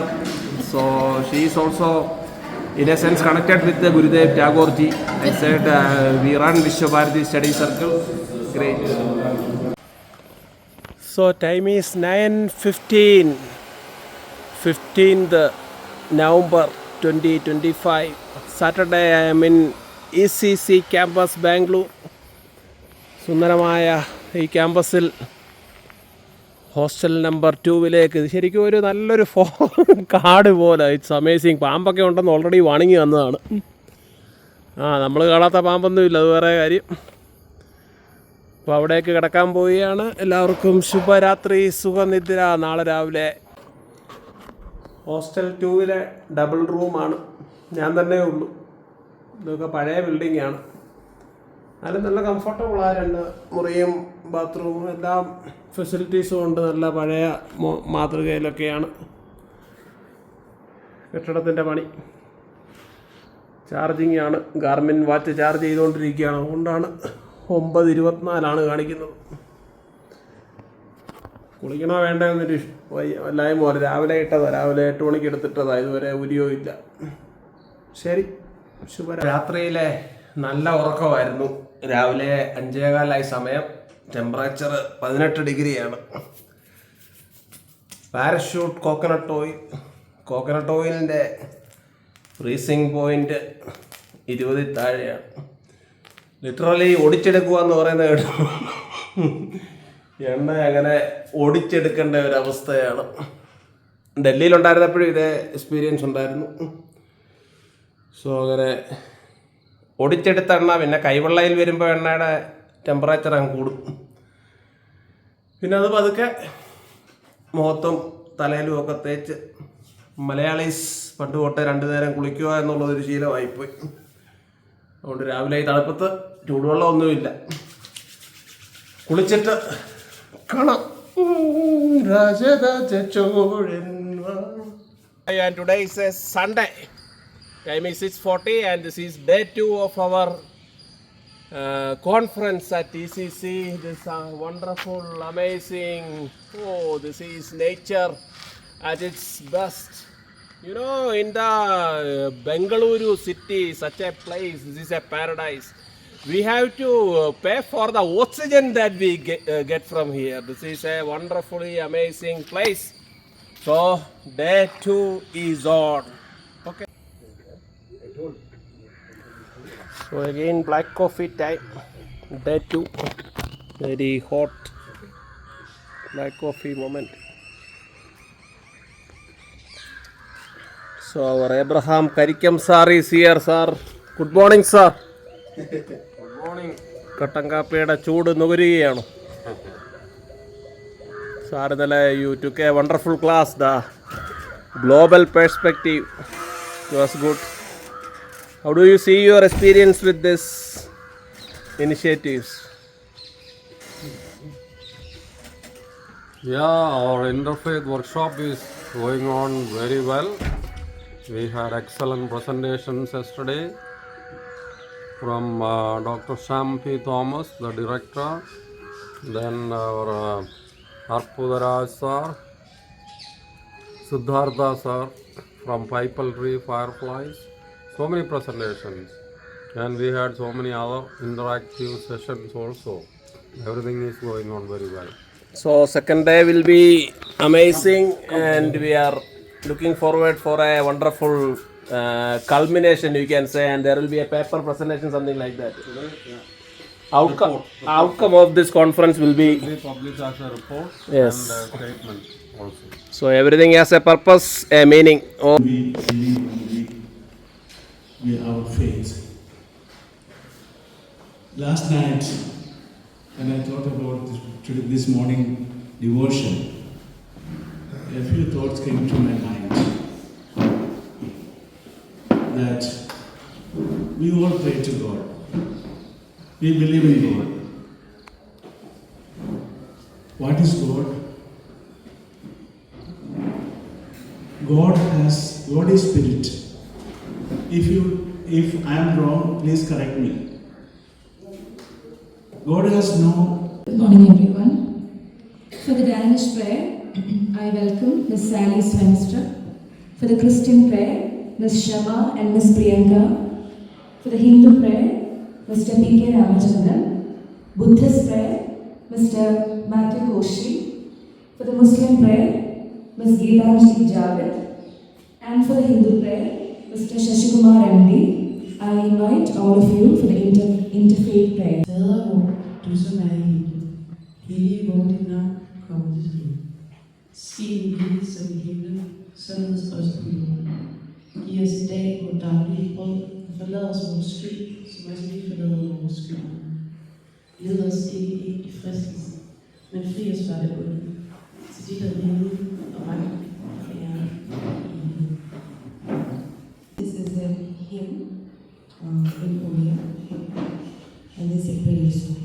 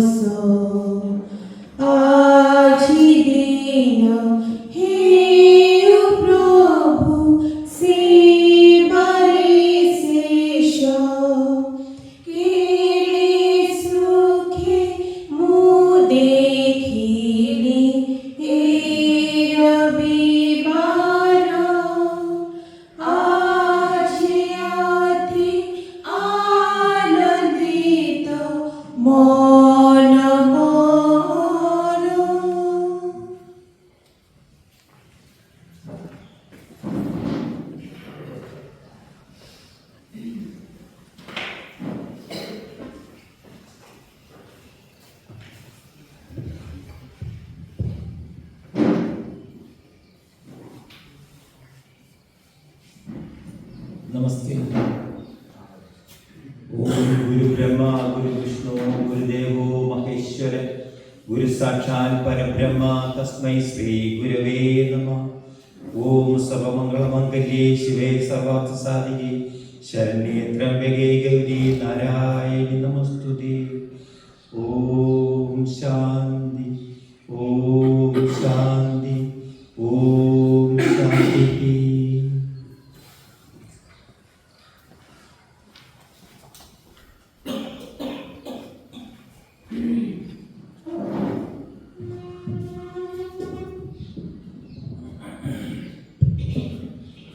Let us meditate for a few minutes.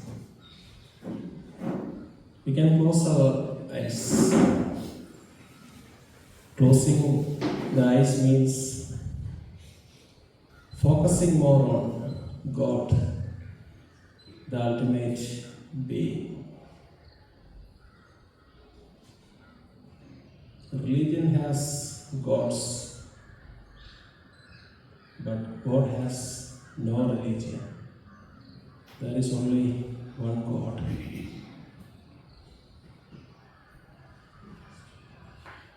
2,600 years ago, the prince who was enjoying everything in the palace, the material life, the moment of reckoning came, the moment of enlightenment, transformation to the Bodhisattva. This is very much relevant for every person. Whether we choose material aspects of life or we choose God, the ultimate being, Buddha, the enlightened. Buddham Sharanam Gacchami. I find shelter in Buddha, the God. Buddham Sharanam Gacchami. Then there should be a Dhamma in life, the noble truths. One has to find the truth of suffering. Life is characterized by suffering. And desire is the cause of suffering. And suffering can be ended by following the noble eightfold path. Dhammam Sharanam Gacchami. I find shelter in Dhamma. Dhammam Sharanam Gacchami.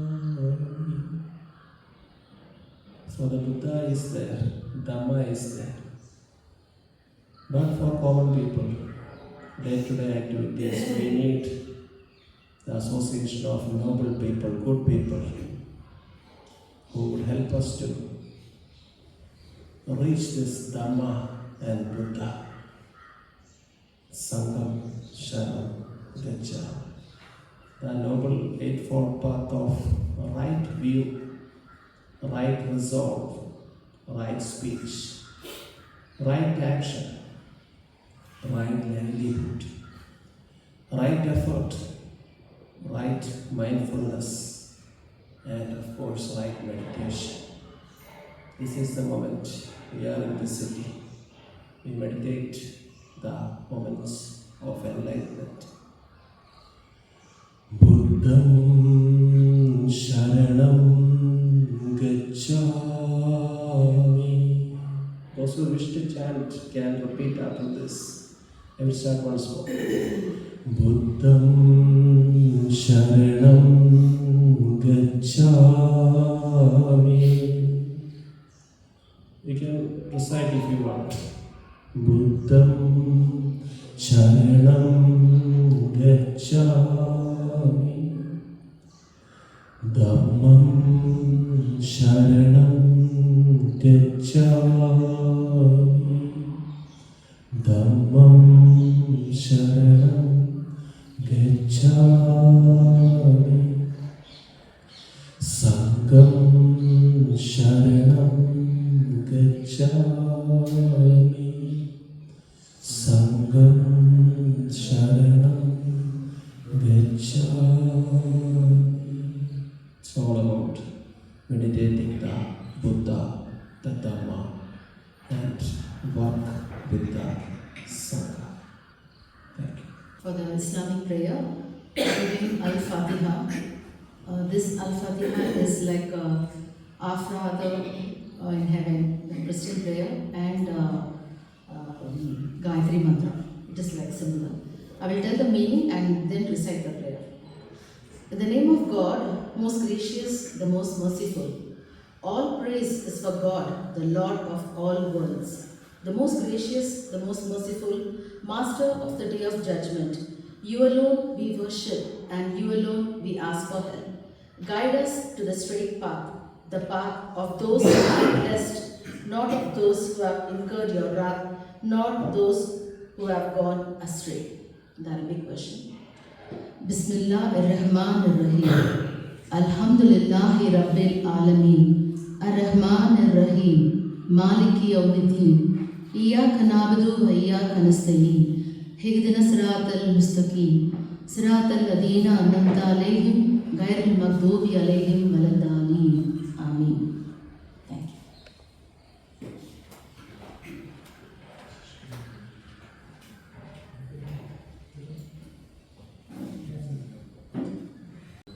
And reflection for our today's reflection.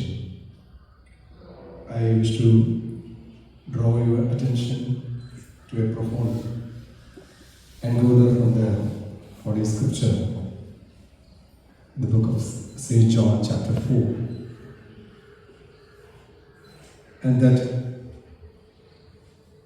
story that is not just about a conversation, but a master class in building bridges across day divides. As we were gathered here, we know we had different religious prayer in the morning, and we are pondering upon that. Based on that, based on our theme, the interfaith dialogue that brings peace and healing, we can see that share food together, even the enemies can treat the wounds of others and share their life under one roof. In the portion in the John chapter 4 also, there is a dialogue between the Samaritan woman and Jesus. The conversation begins with a radical act, because Jesus, a Jewish, asked a Samaritan woman for a drink of water. To To understand the weight of this, we must remember the context. Jews and Samaritans were locked in centuries of ethnic, political, and religious hostility. Jesus did not associate with Samaritans. There is a healing action in that camp, in the forest, in the midst of the forest. There is a justice between these two rivals soldiers. At the end, they were all seeing the peace.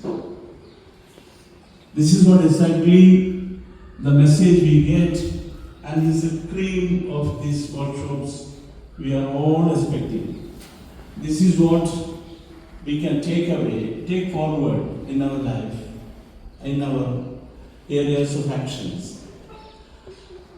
And if anybody would like to share their thoughts, we have some time. Please feel free to come and share your thoughts so that we all can be together with oneness, with love, so that we can but deliver us from the evil one. For thine is the kingdom, the power, and the glory, forever and ever. Amen.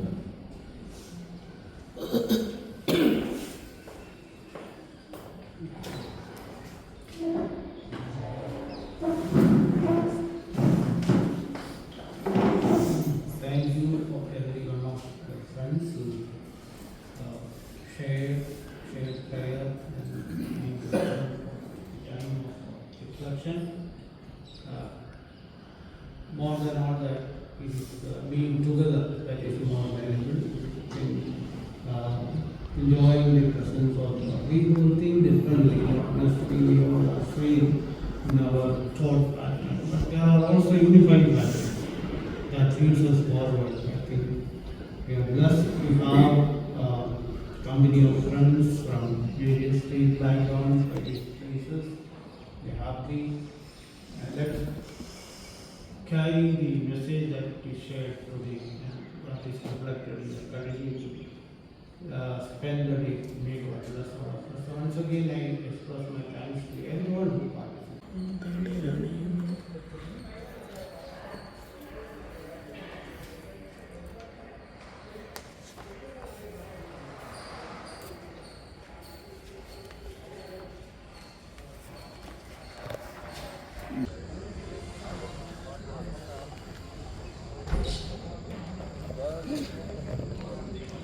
So wonderful morning here at ECC, very pleasant climate, and it's breakfast moment.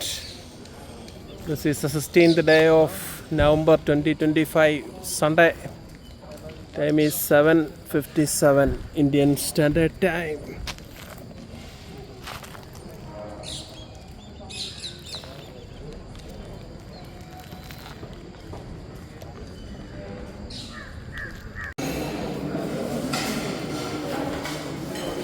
So it's breakfast time again, second day. Let us see.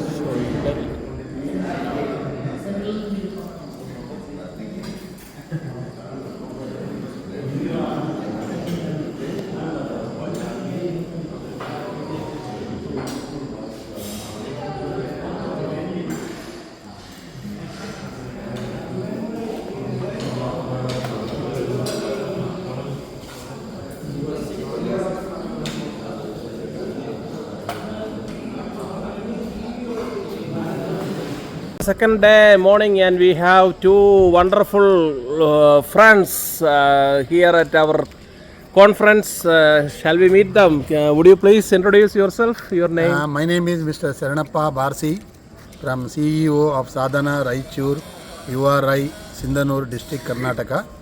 We are a long associated URI, more than 12 years, and we are received West URI unit in South India. Last Zonal Assembly held at Nandihal, district Andhra Pradesh. Very nice to meet you. He is my good friend. He is coming from Adilabad, Andhra Pradesh. His name is Santosh Reddy. He is a unit CRD, CRDA URI Adilabad branch. Thank you. So very nice to meet all the dear beloved ones. Yes, sir.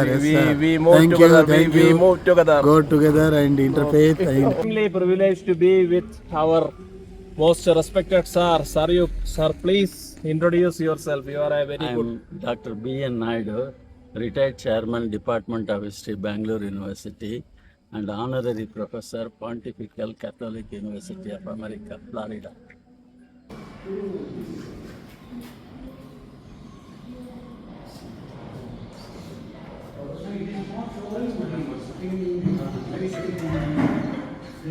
He works as a catalyst for faith-based many social organizations, particularly his experience and expertise in the fields of the domains of social work, journalism, religion, corporate and technology, providing a very great pleasing edge in shaping the ideas and various initiatives. He is a consultant and advisor to many religious and also spiritual groups, social organizations. Mr. Bhavya is behind many social initiatives and programs.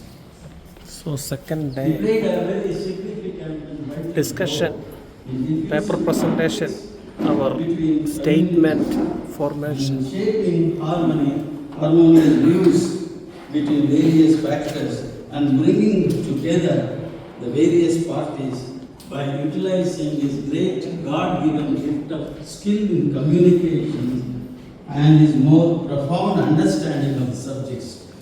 This is a very significant work which this young gentleman is doing from Delhi.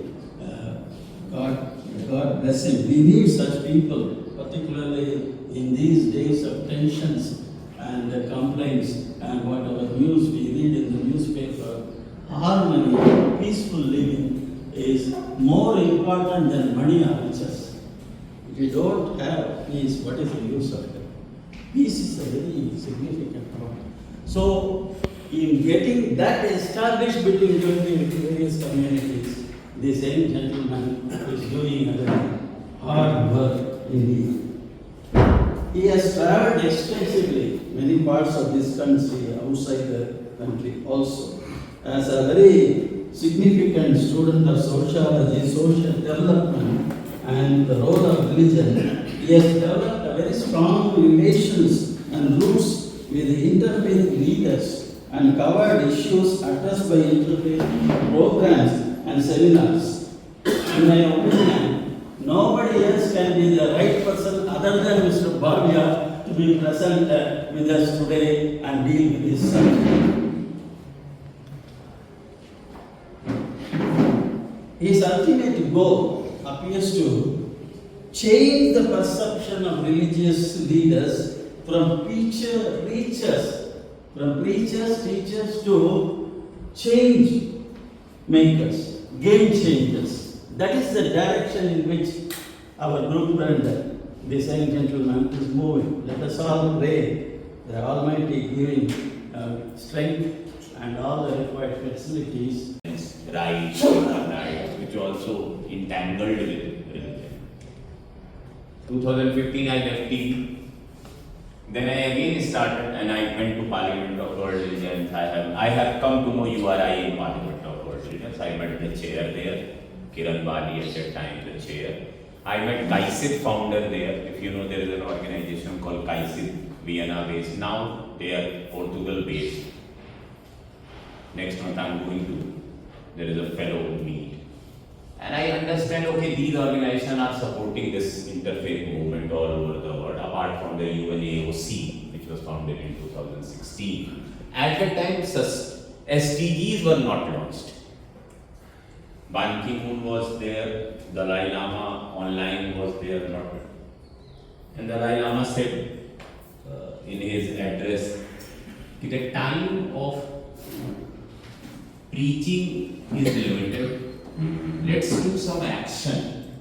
Otherwise, we can't save this earth from any problem, from climate change, from pollution, from disparity between classes. And then there are other new challenges are coming. And I hope Ban Ki-moon was impressed into that meet, and later he went and SDGs were launched in 2017 by UN.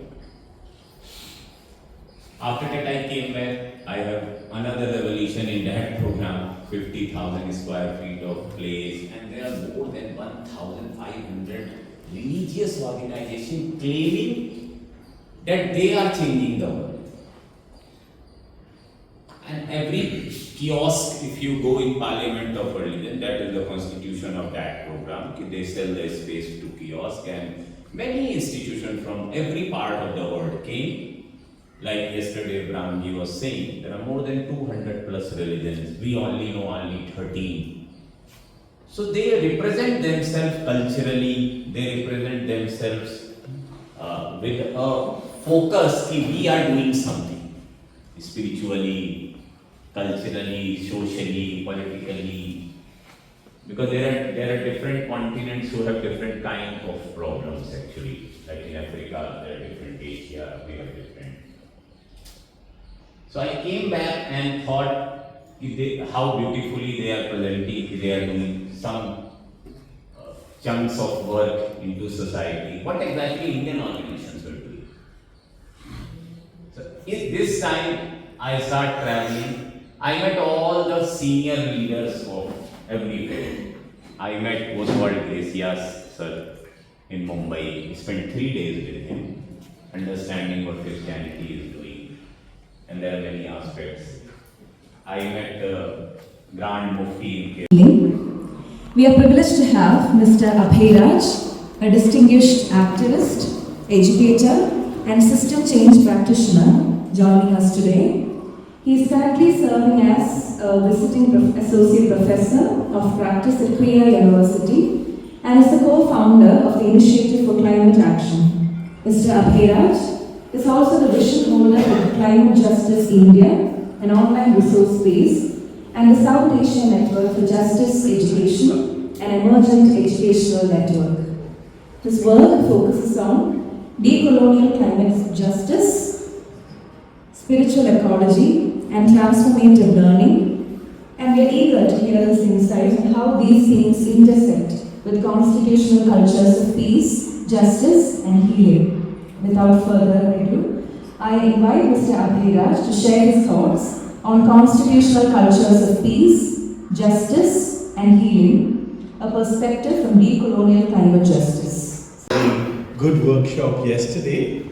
I have, of course, looked at the program, and I know that you've been treated to some very promising, very, very intellectual, but also very, very heartful opinions on what is the current predicament that we as humanity face, and what is really important in the lots and lots of noise that we receive, what is important as signal, particularly on matters of peace and climate action.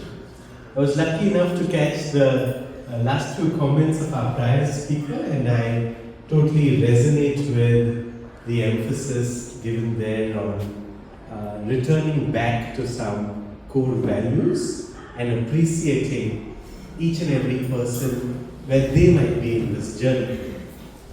So I want to firstly thank both the Ecumenical Christian Center and the United Religions Initiative for organizing this very timely workshop in this beautiful space in a city that I call home.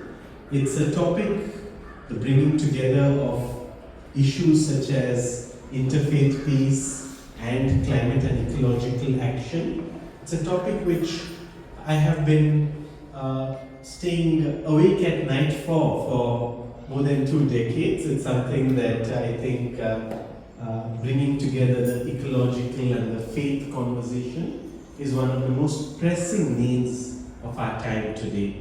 And I'm very appreciative that Dr. Karikam, Mr. Mathew Koshy, I see other friends here as well, Sharap and SC, are continuously engaged in this conversation across many different forums, including at the Fireflies Intercultural Center, where, as you met Mr. Siddhartha yesterday, this is a conversation that is happening in different spaces with different registers of meaning and different modes of engagement. The bag that I carried today, I haven't gotten it with me up here, but I left it there. It's something I picked up when I went recently last year to Baku. And there in Baku at the United Nations Framework Convention on Climate Change Conference of Parties gathering, I was amazed to see people who I normally would hear about more in Bangalore, like our very own Sri Ravi Shankar and the Brahma Kumaris and many eminent faith leaders from the Christian, Islamic, Buddhist and other religious faiths, right? And so even at the highest levels of global coordination, an entire pavilion for bringing together faith and climate has been organized, and now it's very much a part of the program. Anyway, my focus today, and it is a rather technical focus, is this little red book that I carry in my hand as my primary resource, and it is excavation of constitutional cultures, but also constitutional resources and constitutional tools for us to use in the interfaith peace and climate and ecological work that we do. As we attempt to bring about peace, justice and healing in our modest context or in our own ambitious context, I invite you to return back to wherever you might be sitting, to just sit up slightly straight. You don't have to stand, you can still be comfortable seated. If you can, just for a few seconds, let go of your cell phone, your pen, your notebook, your bag, other things that might be weighing you down or distracting you. If you wish, you're invited to close your eyes or lower your gaze or soften your gaze. And I want you to be nice and comfortable from the top of your head to the bottom of your feet. Be comfortable in the body, be relaxed in the body. If your hands are closed, open them. If you're folding your hands, relax. If your jaw is tightly clamped, loosen, soften, so that there is a sense of relaxation.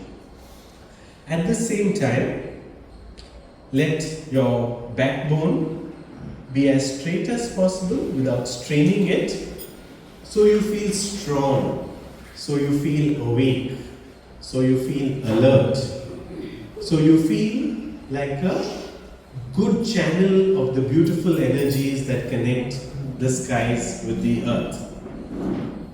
Okay? How are you breathing today? Is it deep, slow, relaxed? Is it shallow, fast, irregular? Something in the middle? As you breathe in, try and feel that breath touch your body. Do you feel it in your nostrils, in your throat? Do you feel your lungs expand? And as you breathe out, the invitation is to let go of things that are no longer serving you. This could be worries about things that have happened or things that are going to happen. This could be anger when you need them. As we breathe in and breathe out, the reminder is that this air too connects us with each other and connects us with life on the other end of the earth. appreciate that this is the same air that you're breathing, that animals, plants, other human beings, past, present and future are deriving life from. And how wonderful it is that this oxygen-rich air that we take in is coming to us from plants and microorganisms in the sea. And when we exhale out, letting go of the carbon dioxide and other elements that we don't need, there's other life around us that takes that.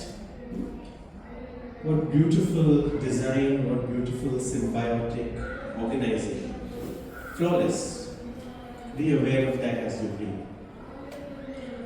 Okay, and just to close out this grounding practice, I invite you in your relaxed posture, with strength, with silence, with awareness of breath, with awareness of ground, to now turn your attention to the Constitution. When I say that word Constitution, what comes up for you? Is it resistance? Is it attraction?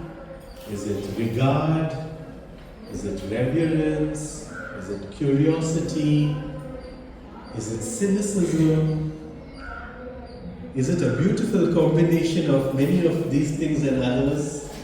What comes up for you when I say Constitution of India?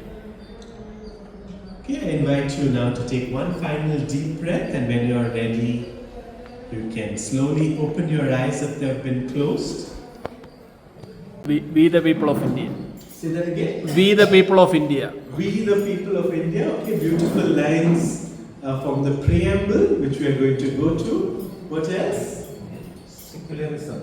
Secularism. Okay, so very, very important theoretical, but also political, but also experiential body of knowledge, which guides how more than one religion, multiple faiths, multiple belief systems operate peacefully in a constitutional legal order.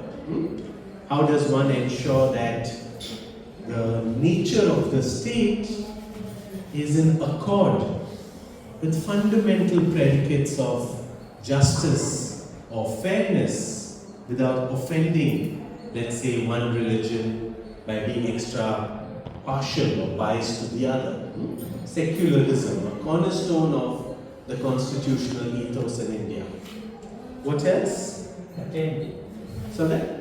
Fraternity. Fraternity, okay. A principle of fraternity which finds mention in the constitutional text, a feeling of goodwill, brotherhood, sisterhood, and openness to encountering the other, which quite often is in default mode today. The Constitution is not just a political document or a vision setting document. It is a legal and a social engineering edifice as well, and it does a lot of its work in and through rights and duties, including rights and duties that relate to peace, justice, and environmental conservation. One more. Someone who's been very silent. Yes? Spreading the knowledge and awareness of the Constitution. Spreading knowledge and awareness of the Constitution. Right? The importance not just of the constitutional text and then, let's say, some lawyers and judges sitting in an air-conditioned courtroom. The Constitution of India starts with we the people of India having solemnly resolved to constitute India into a sovereign, socialist, secular, democratic republic. Okay? And to secure to all its citizens justice, social, economic, and political, liberty of thought, expression, belief. I underline faith and worship. Okay, so liberty of faith and worship. equality of status and of opportunity, and to promote among them all fraternity, as our friend here mentioned, assuring the dignity of the individual and the unity and integrity of the nation. Okay? In our Constituent Assembly, on this 26th day of November 1949, hereby adopt, enact and give to ourselves this Constitution. Right? And that is what opens up this Peace, harmony and healing. So your insights on the Constitution has drawn in us so many important, significant thoughts. So let's dwell deeper into exploring all these and indulge in creating a peaceful and harmonious society. So now the session is open for discussion. 39D. Article 39D says that the common people has to give food and other daily means, and there is a record which comes out in the paper. Yesterday or day before yesterday that India, out of 125 or 30 countries, it becomes 102 or 3. Why this so? Thank you. I think partly the response to that, sir, is that the nature of the Constitution is an emancipatory and aspirational document, right? Even Dr. Ambedkar, when he drafted it, he... You have given a good presentation. I also come from a legal background, just for your information.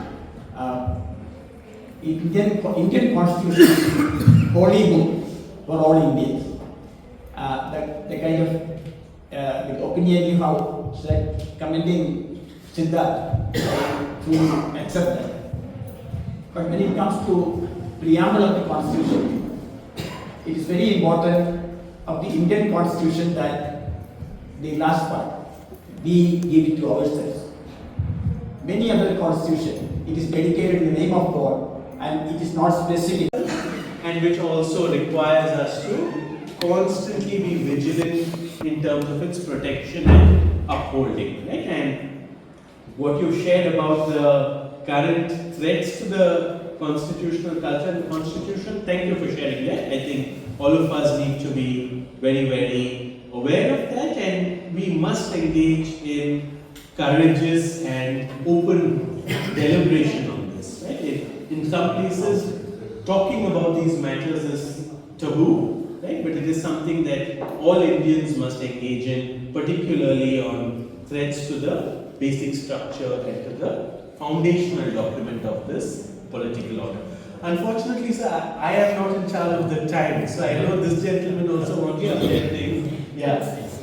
Yeah. So I would love to hear from you, sir.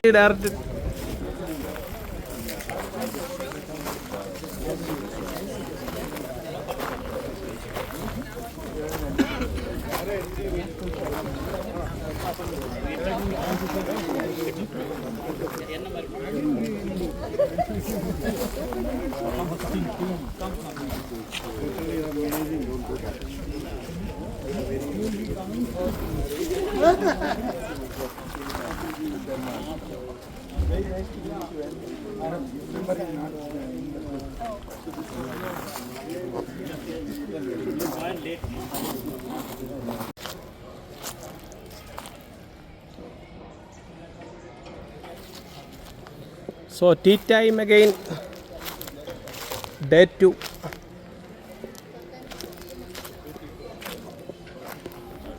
Tea and snacks, 11:17 is the time, Sunday.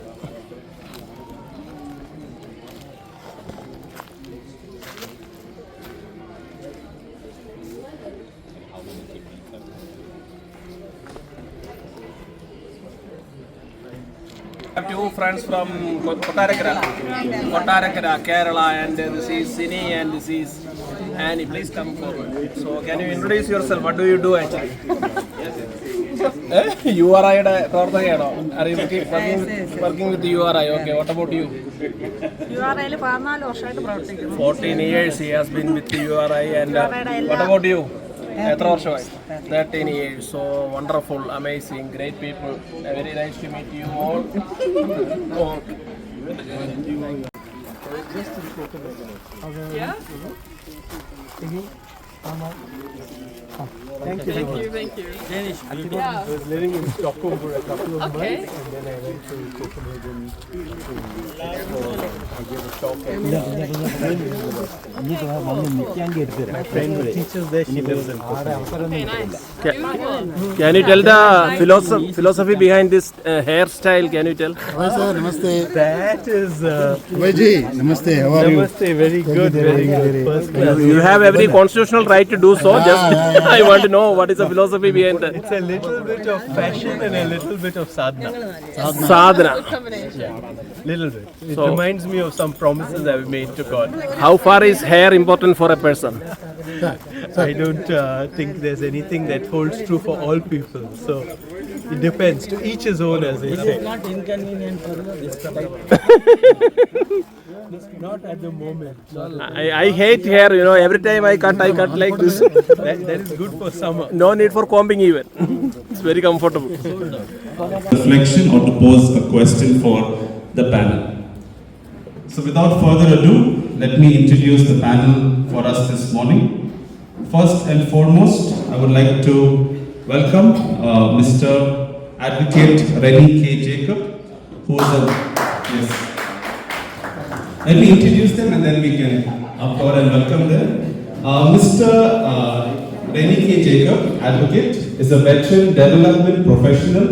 He is a social activist and advocate from Kerala, India, with significant leadership roles at both World Vision India as Director of Advocacy and International Justice Mission, as Director of Partnerships. He has worked at the intersection of mission-driven development, child protection rights of the vulnerable, peace building, and anti-trafficking initiatives. He has trained across disciplines including law, theology, social work, pastoral sociology, and business administration. He brings a multifaceted perspective to human rights work. His advocacy has addressed issues such as bonded labor, human trafficking, gender equality, and the rights of the marginalized. He has authored 8 books and published articles in national and international journals on human rights, social work, and theology. So we welcome you this morning. Our second panelist is Mr. Ramachandran PK, who is a retired higher secondary principal residing in Kottarakara, Kerala. After retirement, he is fully engaged in educational, cultural, and social activities. Again, sir has written extensively. He has also presented papers on Hindu. Mrs. Noor Zahara is a gold medalist postgraduate, a qualified nutritionist and life skills expert. Mrs. Noor Zahara is an inspiration to everyone around. She is a corporate trainer and counselor, imparting life skills and people skills to Gen Y and Gen Z alike. For over 3 decades, Mrs. Noor has been an integral part of various organizations. Our fourth panelist this morning is Professor Harjinder Singh Bhatia. He is a retired DRDO scientist with radar systems R&D for defense and former professor and HOD principal of KMS IT Bangalore. He is an active member of various interreligious forums and is a secretary at the Gurudwara Sri Guru Singh Sabha Bangalore and a resource person for the Sikh way of life. He is also the vice president of Karnataka Sikh Welfare Society. So we welcome you this morning. So for the first half of the program, we will leave the floor open for our panelists to take up to 15 minutes to share their views on dialogue. We'll ask At peace with him, unless otherwise he return the what to me. So there is no peace without justice. So my focus in this presentation will be more on justice. Let me start with the story of pigeons. Some of you might have heard this.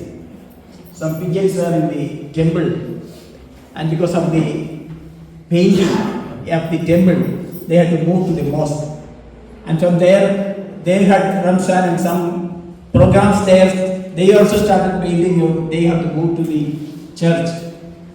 And that time, the Fijians saw a big fight on the street. Muslims, Christians and Hindus. And they asked their mother, Fijian, what is this? Why these human beings are fighting? Then the mother said, they are basically three different religious people and they are known as Hindus, Christians and Muslims, and they fight. And the young Fijian said, when we were in the mosque, we were Fijians. When we were in the temple, we were Fijians. And when we were in the mosque and church, always we are Fijians. Why these human beings are divided like this? Do you get the idea? It's a verse from the What we see in Mahabharata, I think. Yes. What we see in Hindu religion can be seen in almost all the religions of the world, and what we cannot see in this religion cannot be seen in any other religions. That is a fact. So it is called as the mother of religion. And another thing we have to note that Manava Seva is Madhava Seva. Manava Seva means the Seva, that means the service which is given to the poor, the untrodden, that is the negligible people, the incapable people as it is said in Christianity. So the people who are giving service, those who can give service to the poor is actually the God service. It is considered as so. So a person who is going to Kashi to get his salvation and lives that you may know one another. Here it does not say you may tolerate one another, you may fight for superiority over one another, you may accept one another. No, it says know one another. What is the meaning of know? It means dialogue. Therefore here, dialogue is not a modern idea, it is a divine instruction in the Quran. The dialogue is a divine instruction from the Quran.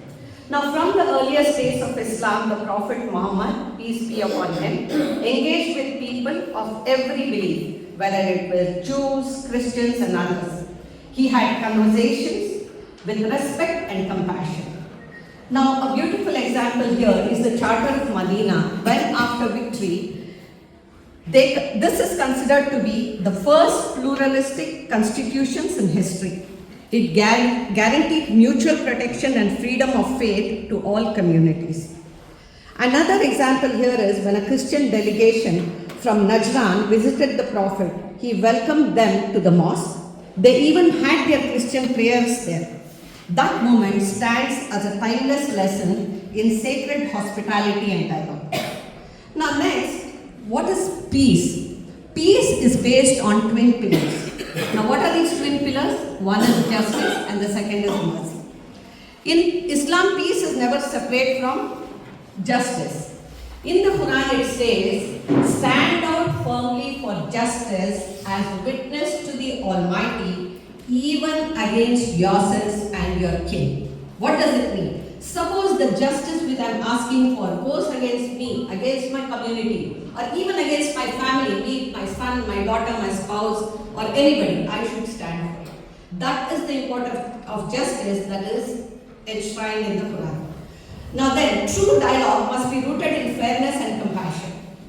Without justice, peace is fragile. All of you know, unless there is justice, there is no peace. And without mercy, who is responsible for his creation? Humanity is one of them. And all other creators, whatever he has created, he abides in his creation. When every spirit, he abides in everyone, every total creation, he has got a responsibility also to take care. And he is the one who takes us for account also. If this concept is clear from a different religious perspective, the differences cannot come. But instead the differences come and it is a part of it, it will happen. Why it happens is only one simple reason, our not proper understanding. We stand that we are the superior, others are the same. And that's why always there are something called this interreligious so-called dialogues, as if the religions are fighting. No, religions are not fighting. It's the people who are fighting or not understanding. So interreligious dialogue is meant for that purpose.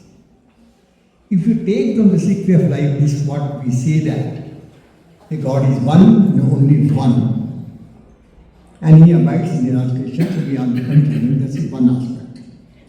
Now, practical aspect, if we say that, he is a Nirbho and Nirvaya also, because the Spirit of God abides in all of us. When we take that, we are Nirbho and Nirvaya. Nirbho means we are fearless. Not only we are beyond fear, we don't give fear to others. So there is no question of domination. There is no question of exploitation. So this exploitation and giving fear to others, ruling by domination, this and that is what creates the problem. So it is once again coming back to practice. So what want you to do? Nirvaya. Beyond enmity. No. Do he feel superior to me? Do he feel inferior to me? Do I feel superior to him? Do he feel inferior to me? Abraham, you know me from last 2 years. Do he feel superior to me? Do I feel superior to him? Do he feel inferior to me? Do I feel inferior to him? No. It's human. Until unless we start arguing Christianity is good or Hinduism is good. One. Second thing is, until unless in Christianity he feels Lutherans are good, Roman Orthodox is good. And I tell you, whole world has breathless after talking so much of interfaith. No one is talking interfaith. You understand the challenges of Sikhism? There is a need to become, that's what I mentioned also, if today we want to be a religious people, it has to be interreligious.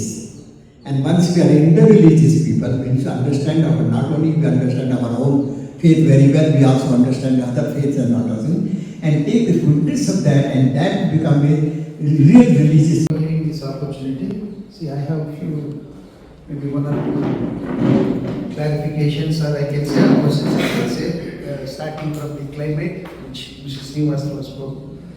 I think when we talk about humanity, we are trying to protect climate, we are trying to protect creation, but unfortunately we are trying to protect the Dalits, which are called it as a low caste.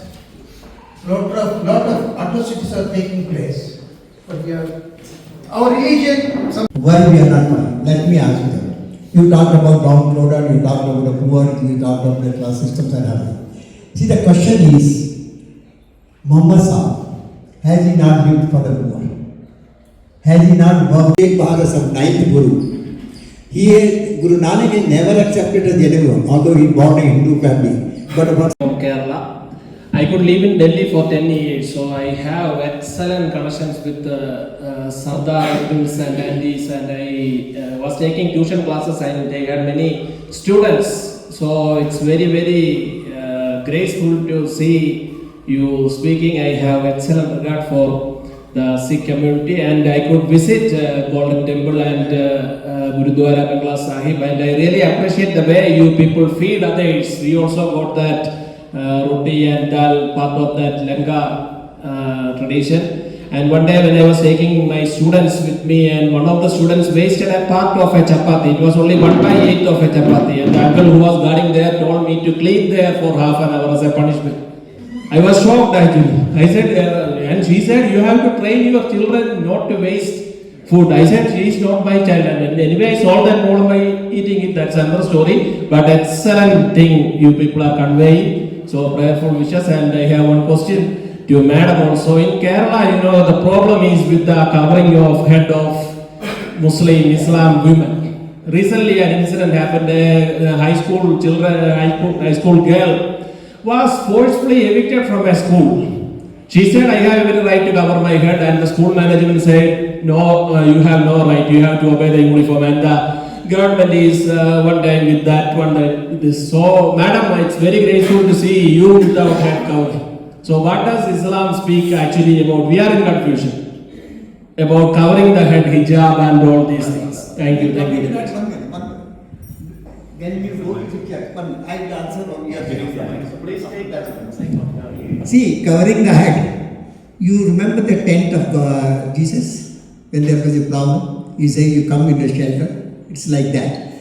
Even we cover our head, you know. We cover our head, you know, with this reverence. Oh God, we are under your shelter. We are protected by that. Ladies are also supposed to cover. In Punjab also we have the tradition. Ladies are also supposed to cover their uniform. Maybe after the Christianity, you say that only ladies should cover. When you go to church, you are not supposed. There is a distinction. When we consider the men and women the same, this one, if we are covering, ladies also cover, right? And it is covering of this one that we always have this feeling that we are under the protection of God's kingdom. We are protected by His this one. I think similar thing even in Islam. See, there are two things to it. One is covering of head simplifies humility. And as he said, protection. And second, another very basic thing of Islam is we have the freedom of choice. There is no compulsion in our religion. You have the freedom of choice. If you feel you want to do it, you do it. If you feel you have your own reasons for not doing it, not doing it. It is not a religion of compulsion, it is a religion of choice, acceptance and compassion. And then all the panelists for your enlightening knowledge which you have shared among us this afternoon. And with all your lectures, all your talks, what I observed was, I have taken down into a point where I would like to read that to everyone, that I feel that dialogue is not optional. It is essential for every one of us who we as one body or one human live in a religious pluralistic world. So it is essential for us to have dialogue. That is what I understood throughout all your ideologies and your perspectives. And secondly, dialogue starts from the mystery of God, which is beyond all the religious boundaries. That's where we see the communitarian aspect. And one of the contextual theologian, Emil Thomas, who proposed humanitarian theology, which combines all human as one. And say we have the same teaching in the Bible, we all are one body, with different aspects. In the same way, as Sir rightly said, that religion doesn't show the superiority against other religion, but it's the misconception of the humans who follows that religion, which they try to bombard their ideologies. So that's And practicing Muslim, when I went into research mode and reading the Holy Quran, I found that it is not written in the Quran that you have to cover your head. I have read it in Quran, right? It says lengthen your dresses. It may be in the Hadith, ma'am, but as far as I read in the Quran, it is not mentioned cover your head. What I feel is Islam,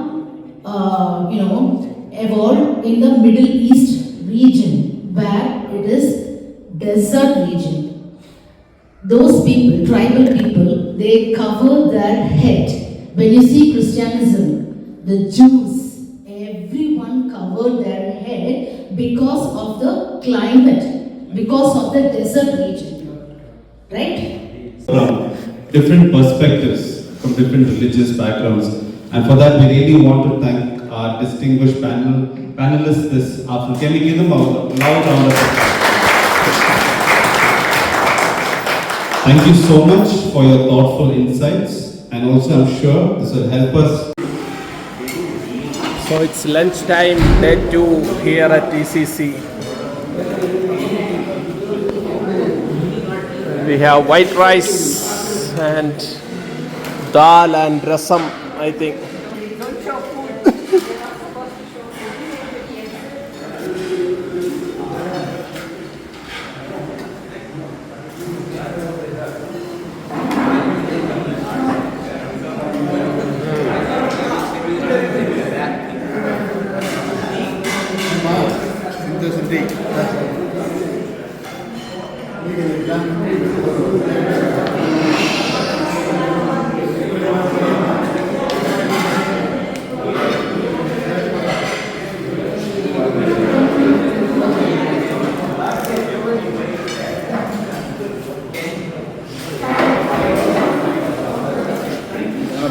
So lunchtime here on day 2.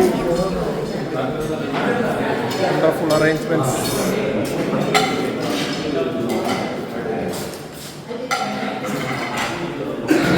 ചേച്ചിയുടെ പേരെന്തുവാ? പുഷ്പ. എന്താ പക്കത്തിലെ വീട് എവിടെ? വീട് ഇങ്ങനെ തന്നെ. എത്ര നാളായിട്ട് ഇവിടെ ഉണ്ട്?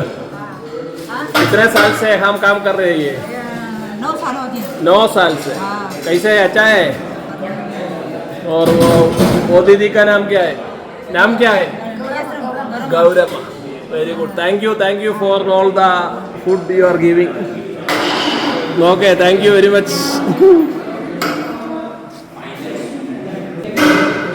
Menu for vegetarian option. We have rice, papad, salad and brinjal, vazhidananga, wonderful bacon, and then pickle also.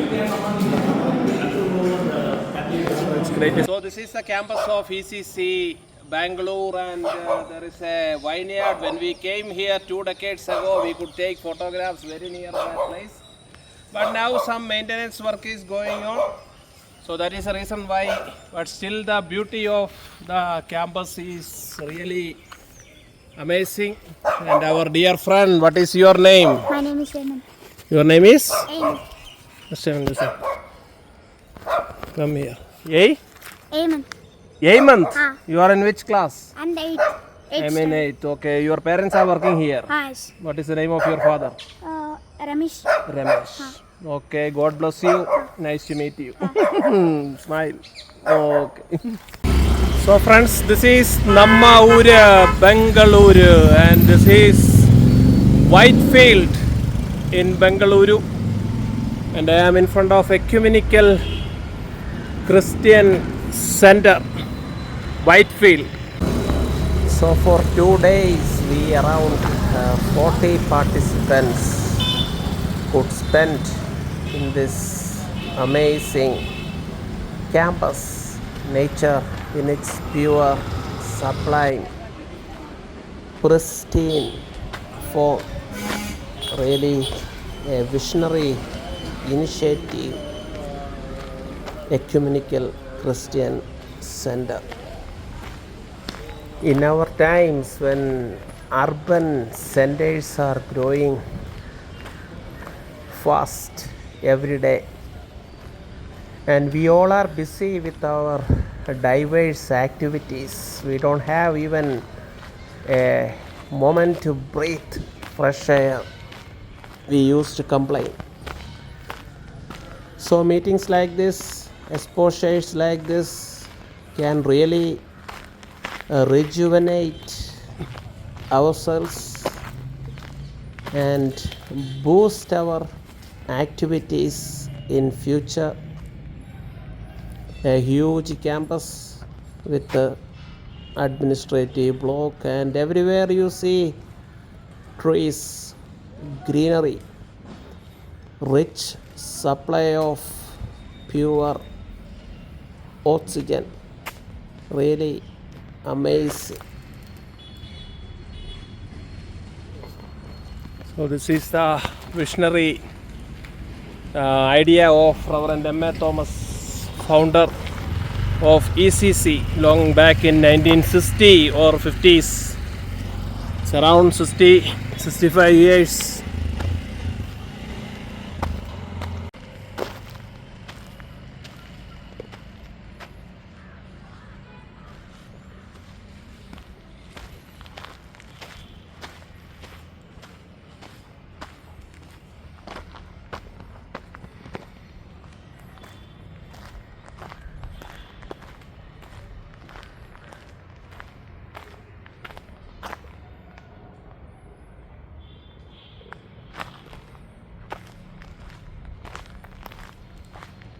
So ഉച്ചയ്ക്ക് നടക്കാൻ ഇറങ്ങിയാണോ?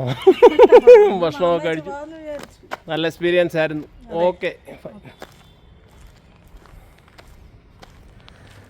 Everywhere in the campus there are huge trees, old trees that give us shadows, fresh air. So amidst the urban chaos, these are the lungs of a city, and one can see words of wisdom written and posted at several places in the campus. So one is expected to elevate the thought process once you are in this campus. Buddha, the enlightened one, sit under a tree for a few minutes, if not hours, and meditate on the purpose of life, the future of the cosmos. The main building, library block, and this is the symbol of ecumenism, equality. All are brothers and sisters, fraternity. Ecumenism in a wider sense includes even the entire cosmos, one habitat, one home, even a blade of grass, a grasshopper, bees, ants, all matter in the cosmic scheme of things. It is not the species alone, species Homo sapiens alone, that matters. Robert Frost's famous lines, "The woods are lovely, dark and deep, but I have promises to keep, and miles to go before I sleep, and miles to go before I sleep." The journey continues. We have promises to keep, miles to go before our part is over in the story of civilization. We all have a day when we make the exit from the eternal stage of history. It doesn't matter, no need to be concerned too much about the moment we have to leave. As long as we are on the stage, we don't know the duration of our role. We simply perform to the best our role that has been assigned to us by God, by destiny, by time, by history. This is the mess hall.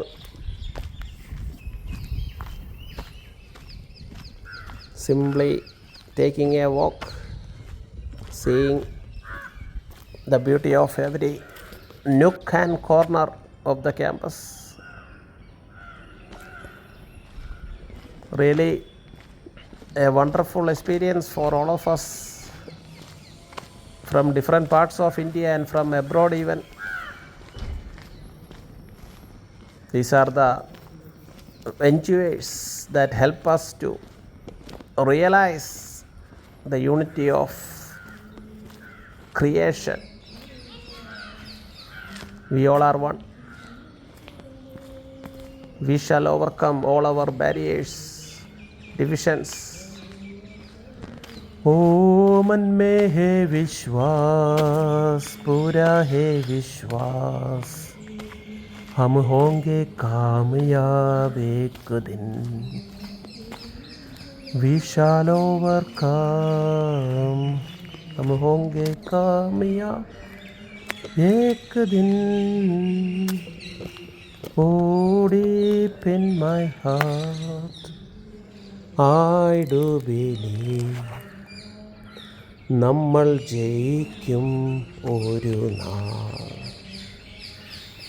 That is the unity that we celebrate despite the differences. We celebrate. We find common spaces. We may have countless reasons to fight, to quarrel with one another.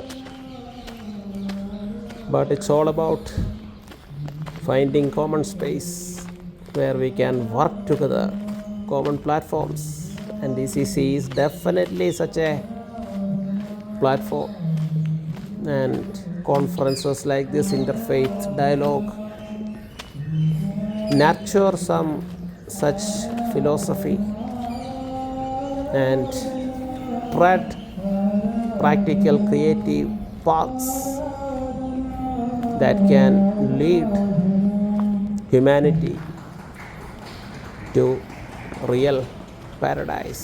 Seminar hall is there, library is here, intellectual thoughts are very, very important that can be channelized to practical creative actions. Our hostel, dwelling places, natural settings at Ecumenical Christian Center, Whitefield, Bengaluru. A large campus, many places are there. Can walk through it for hours and hours. Fresh air, green in the visual spectrum of white light. Green is just at the middlemost position, soothes one's eyes. Great feeling. So dear friends, don't miss such an opportunity. I think camps can be held here, parish level, other organizational level. Camps for some 50-100 participants can be arranged here. So inviting you to organize such camps and be here for 1 or 2 days, and you will definitely be a new creation, a born again person. Nothing motivates, nothing recharges you like such an experience at Ecumenical Christian Center, Bengaluru. The cultural program showcasing the diversity and richness of the participants' traditions. Thank you. So final session. You can see the first day of the workshop was First day was coming. And we can help them to create some statement which can go even after collective gathering. Report they will prepare for the second day, but we can help us. We want to take a stand, we want to take a perspective on it. Anything we can suggest and they can note it. The findings of For the group, statement, A statement like a declaration, Yes. like we want to see this happen, something like that. Would you like to suggest Something like ECC, that URI, statement of whatever it is, interfaith. that Venisar can help us. No, I missed that. You can suggest and we can. You can suggest and we can control it. Maybe you can draft one and then You can take one, you have a card or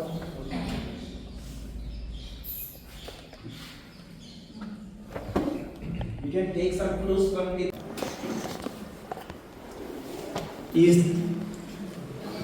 We expect that it is to be come to a successful one. We expect that. Yesterday in the morning itself we started that sessions. So many sessions are there regarding with the interfaith. Mainly we are concentrating on interfaith.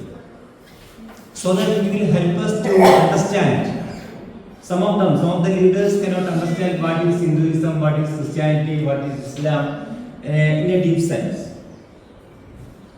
Extremely rewarding being a part of this workshop over the last couple of days.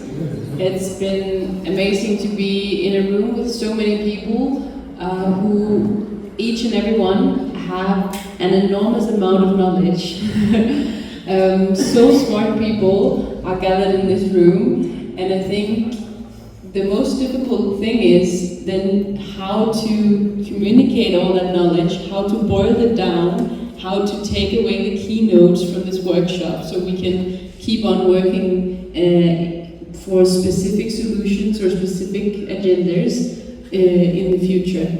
Because there's so much wisdom here that really needs to meet the world and get out there. So I think it's really important that in the report and workshop on interfaith. And I also very much, we are thankful to our principal, Reverend Dr. Sunkram, who graciously sent to this workshop. 2 days workshop was very useful for us, and especially today's workshop from Dr. Sri Vatsavasar, Interfaith Action Plan to Protect the Mother Earth, which was eye-opener for us, and it is very helpful to us, and Mr. Abhiraj who taught us what is in the Constitution, and it's very useful for us. Thank you. Last 2 days workshop is very meaningful, peace and justice and healing. We are coming from North Karnataka, Raichur, Karnataka. So we will get together. We are different faith followers and faith Mizoram to Hyderabad and other states. We are close together within the 2 days and getting good information and their activities, their projects. So sessions is good, and also my kind request for organizers to provide the PPT presentation if possible. You send the mail or email ID is there, that is also, and training kit. Humanity stands for unity. We need an amicable society which is inclusive of all good relatives of the universe. The world is mixed with unhealthy elements and selfish communities, which induce humanity to fight and die. Beyondism is a new vision for all in order to create a society which is capable of unifying all without excluding anyone. That reality is spirituality. Spirituality is relationship between God and man, man and nature, and man in. It's been my privilege and honor to be a part of this workshop. So I hope everyone will enjoy and really benefited from the insights shared by our respected resource person. And apart from the good things, what I wanted to suggest or give a feedback is that since the first day, if it is if we can deal on the concept of peace, justice, healing from the of course the audience are a mixture of academic and religious or student. We are a mixture of so many things. So if we could go through the concept of the topic from academic perspective and as well as religious perspective, if we can understand that one, and then on the first day itself we do group discussion and give away and all these things. 2 days. How the 2 days went, we don't know. Such a way, quick pace it went. Thanks once again for ECC for bringing out nicely this workshop with dignitaries all around. My concern is, it's not a real feedback, my concern, my expectation, rather, Germany was a smaller, very small country, not even like, that half of Tamil Nadu or half of Karnataka. They were into trouble, they were sabotaged by one great man called Hitler. But since because it is very small, it was polluted soon, and also they were able to come up soon within a short span. But India is a multicultural setting. If any damage to this social fabric is done. And Actually, I am attending an ecumenical program after almost 2 decades. During my college years, I used to attend a lot of meetings, particularly of KCC programs guided by our Philippine Thomas sir. He was our mentor. And Magis George sir. We used to have meetings at Tiruvalla, Pannam Thomas sir's ancestral home. And after about 20 years, I attended such a program. But to be very frankly speaking, nothing has changed in the last 20 years. Whatever I heard here, I heard 2 decades ago. I'm very sorry that will disappoint you people. The same constitutional argument, saying secularism, saying they came for Parsis, Jews, and at last when they come for me, nothing. This I heard 20-30 years ago. I think the moment has come for us to realize that the age of ecumenism is over. Because age of spirituality is over. Age of constitutionalism is over. Nowadays, nobody bothers about constitution. Nobody consults anything in parliament. Nobody consults the United Nations organizations. Everything is extreme in this age. So it's high time we have to raise our level. We have to combat those extreme forces. I don't think there is any point in continuing with the same old thing which was applicable 20 years ago. I'm very sorry if my statements have disappointed you, because the other side is stronger, beyond our reach. They are using AI and everything possible. We are still in the 1940s thought process. I'm very sorry to say. Thank you. Otherwise, the experience, organization, everything is okay. Thank you, brother. Water, not just few drops. There's a lot of things to do, and I think now it's time to request the URI team to share. 100% a 2-day program can't give you the whole glimpse of the picture. Even these 3 words are so heavy. It's not very easy to understand what peace is, what justice is, what healing is, why to correlate them. Why don't think separately about all the words? Internal peace, external peace, and then myself, my society, my family, my world.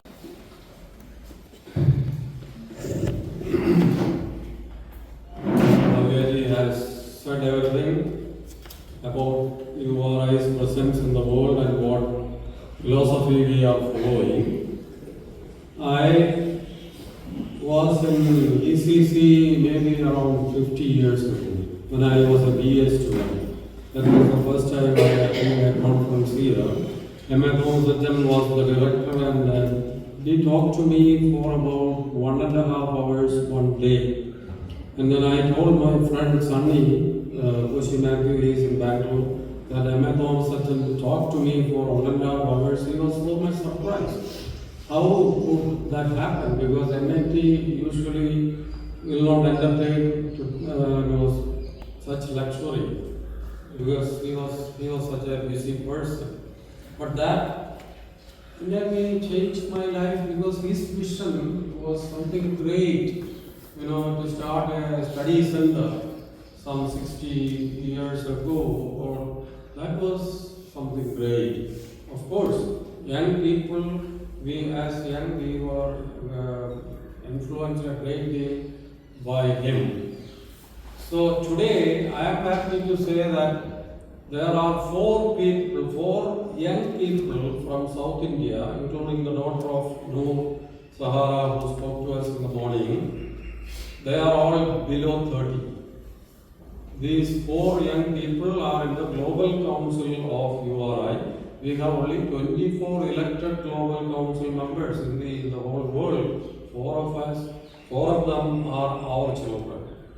How did they come to the executive body of such an international organization? Because of conferences, because of study camps like this. When they were quite young, they could come. 2 of them joined URI when they religion. Because religion is important. Religious conflicts are the same, or it's growing every day. So that is why we are discussing all these things. Why we discuss nature? Why we discuss peace? As long as there is no peace, we will have to discuss these issues and find out simple solutions.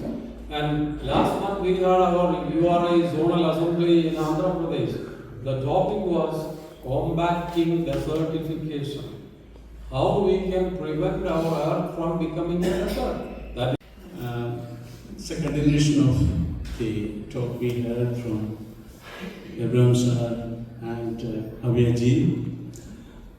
You know, while we were discussing when the proposal came for having an interfaith workshop here in ECC, what should be the theme? So one suggestion put up peace, justice and healing, which was accepted by the leaders of this both collaborated organizations. What is your opinion about? Is it relevant for the time, this subject? Please. Relevant? Yes. So the resource persons were really committed and very. Thank you, friends. Once again, I want to thank you for making this workshop possible. And your participation had made it meaningful, and I am sure that our future life will be impactful. We live in a very specific moment, in a way, very frightening moment, but at the same time, an invitational moment. As with regard to religion, we know that people are caring about it less and less. But on the other hand, those who are taking it seriously are becoming militant, and some others are becoming casual. So there are militant religious groups. They are those who are non-religious and those who are very casual. For us, we need to ask ourselves to which group we belong to. And Rari Kosa. See, Philip.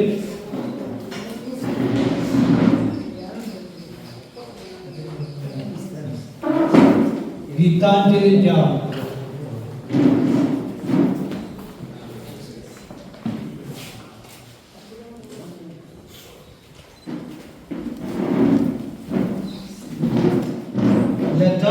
Magazine.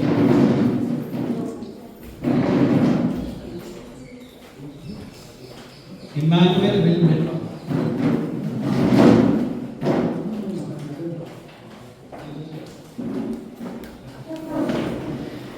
Salvamani Alex.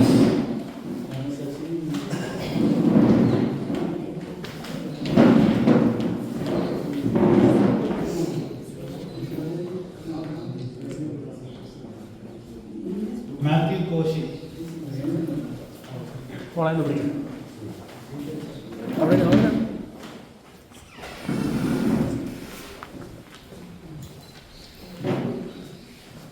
Dr. Narasimha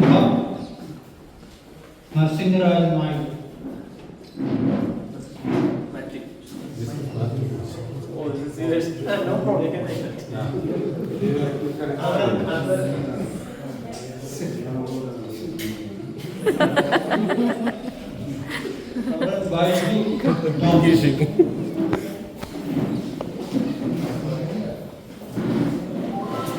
KG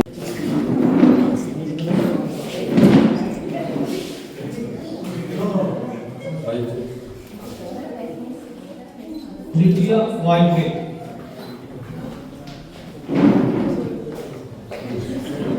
Preeti Dia.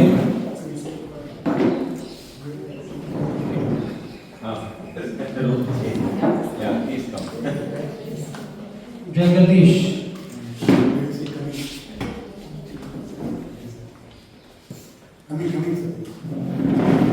Joshua. Preeti DM. Jagadish. Jagadish coming. Jagadish is here.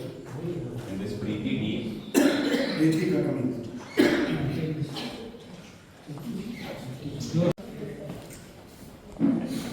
Sari.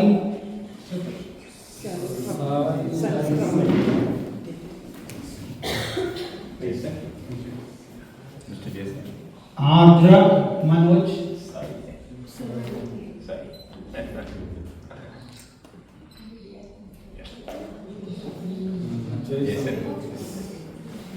P.K. Ramachandran.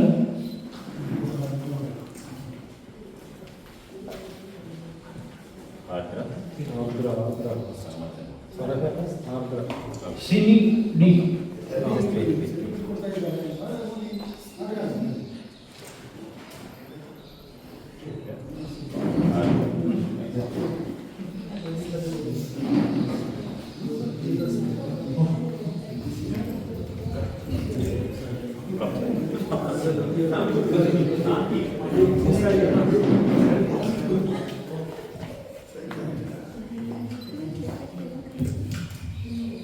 Andy Lucky.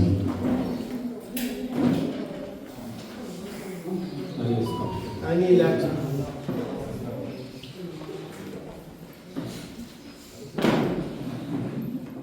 R. Jyoti Bai.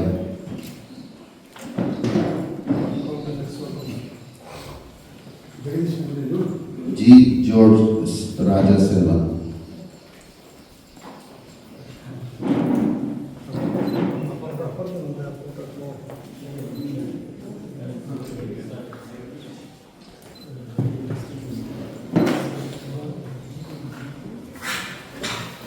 Kapoli Iswas.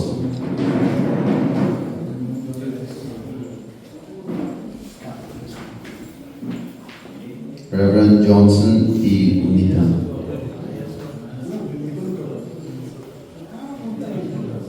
David Jangmine.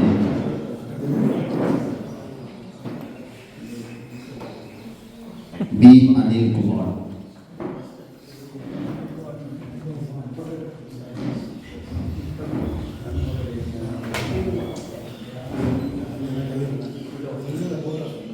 Anil Kumar. Best dancer of the workshop. Yeah. Lungi dance. ICL Raju.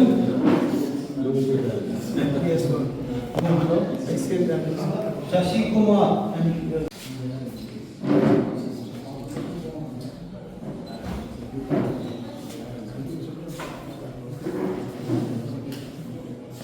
Priyanka.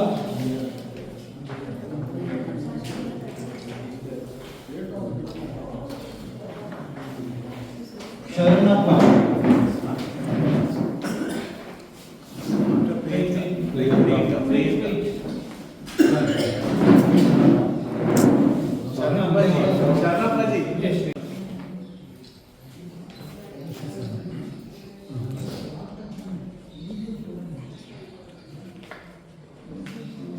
Santosh.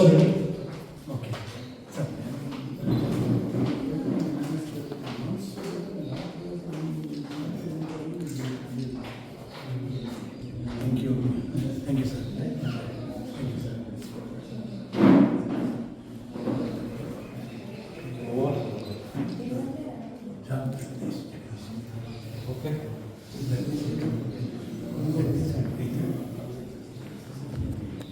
Certificate presentation is over.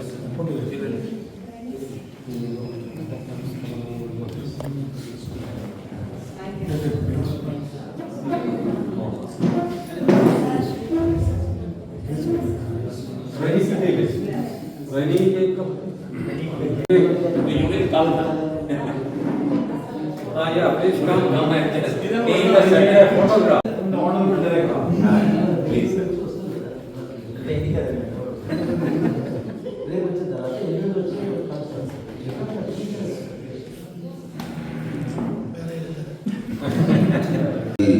Bring our Interfaith Workshop to a close. I'd like to take this moment to express our sincere gratitude to everyone who made it possible. First, we extend our warm thanks to our director, the Reverend Dr. Shampi Thomas, for his unwavering support and guidance, which provided the foundation for this event. Thank you very much.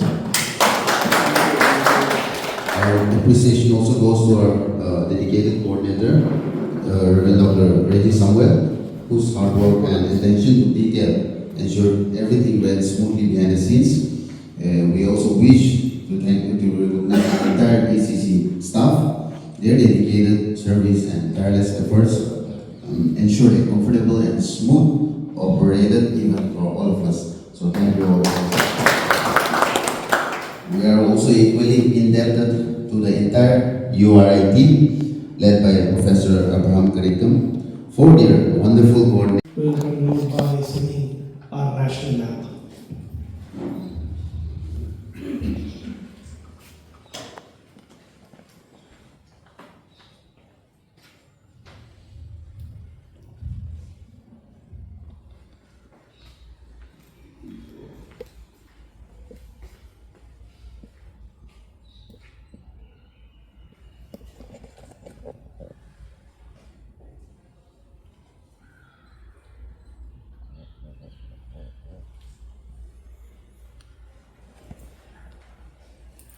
Now let's sing.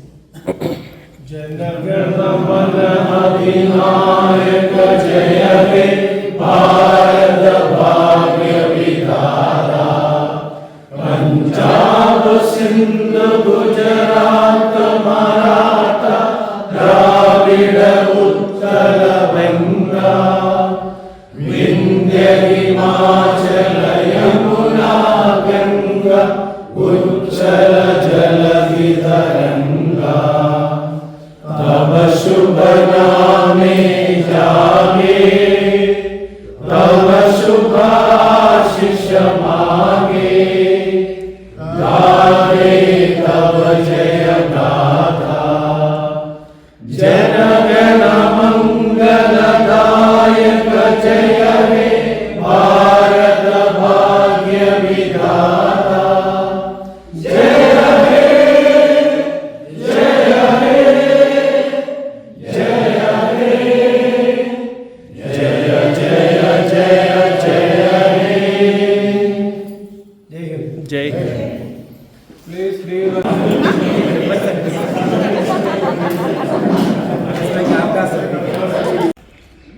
So 3:20 ആയപ്പോഴത്തേന് conference കഴിഞ്ഞു, വിജയകരമായിട്ട് കഴിഞ്ഞ്. ഇനി സമ്മാനദാനത്തിൻ്റെ കുറേ video ഒക്കെ എടുത്തിട്ടുണ്ട്, അത് പിന്നീട് എപ്പോഴേലും സൗകര്യം പോലെ ഇടാം.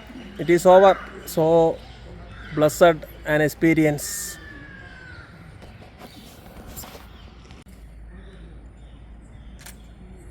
So Sally, what is her second name? So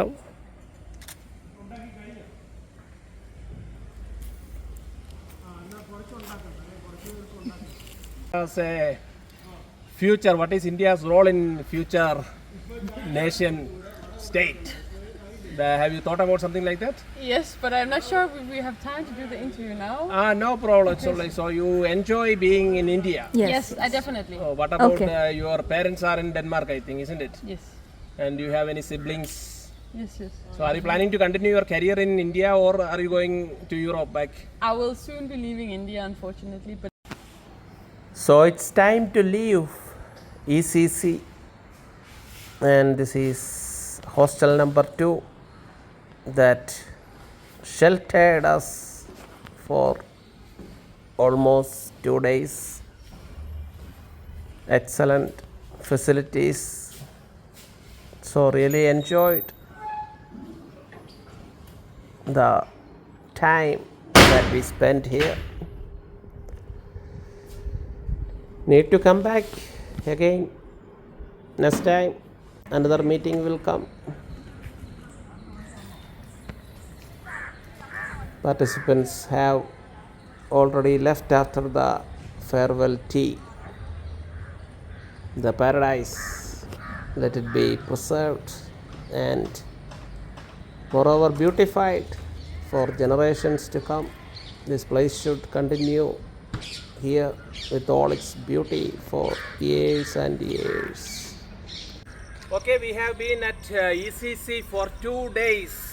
The Ecumenical Conference. Actually, this is an amazing campus, and this is actually the original symbol for ecumenism.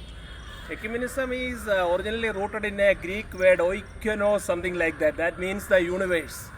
This is the original symbol that was designed some 50 years ago by World Council of Churches, as per my knowledge. Anyway, it's a wonderful place. It's a paradise on earth.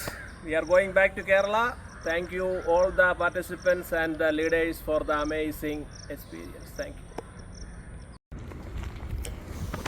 Camp കഴിഞ്ഞു ECC ക്യാമ്പസിൽ നിൽക്കുകയാണ്. എല്ലാവരും പോയി, ആളൊഴിഞ്ഞു, അരങ്ങൊഴിഞ്ഞു. നമ്മളെ വിളിക്കാൻ പ്രിയ സുഹൃത്തും ഫാമിലിയും വരാമെന്ന് പറഞ്ഞിട്ടുണ്ട്. വൈകിട്ട് പരിപാടിയുണ്ട്. കുറച്ച് ഫ്രണ്ട്സിനെയൊക്കെ ഇവിടെ കാണാമെന്നൊക്കെ നേരത്തെ പ്ലാൻ ചെയ്യുന്നുണ്ട്. Brother Jibu Jacob Koshy is in Bangalore, Indiranagar. അങ്ങോട്ട് പോവുകയാണ്. 2 ദിവസം ഇവിടെ കാണും. ചൊവ്വാഴ്ച വൈകിട്ടേ പോകത്തുള്ളൂ. ബാംഗ്ലൂരുള്ള ആരെങ്കിലും ഫ്രണ്ട്സ് ഉണ്ടെങ്കിൽ കാണാം. പാക്കല.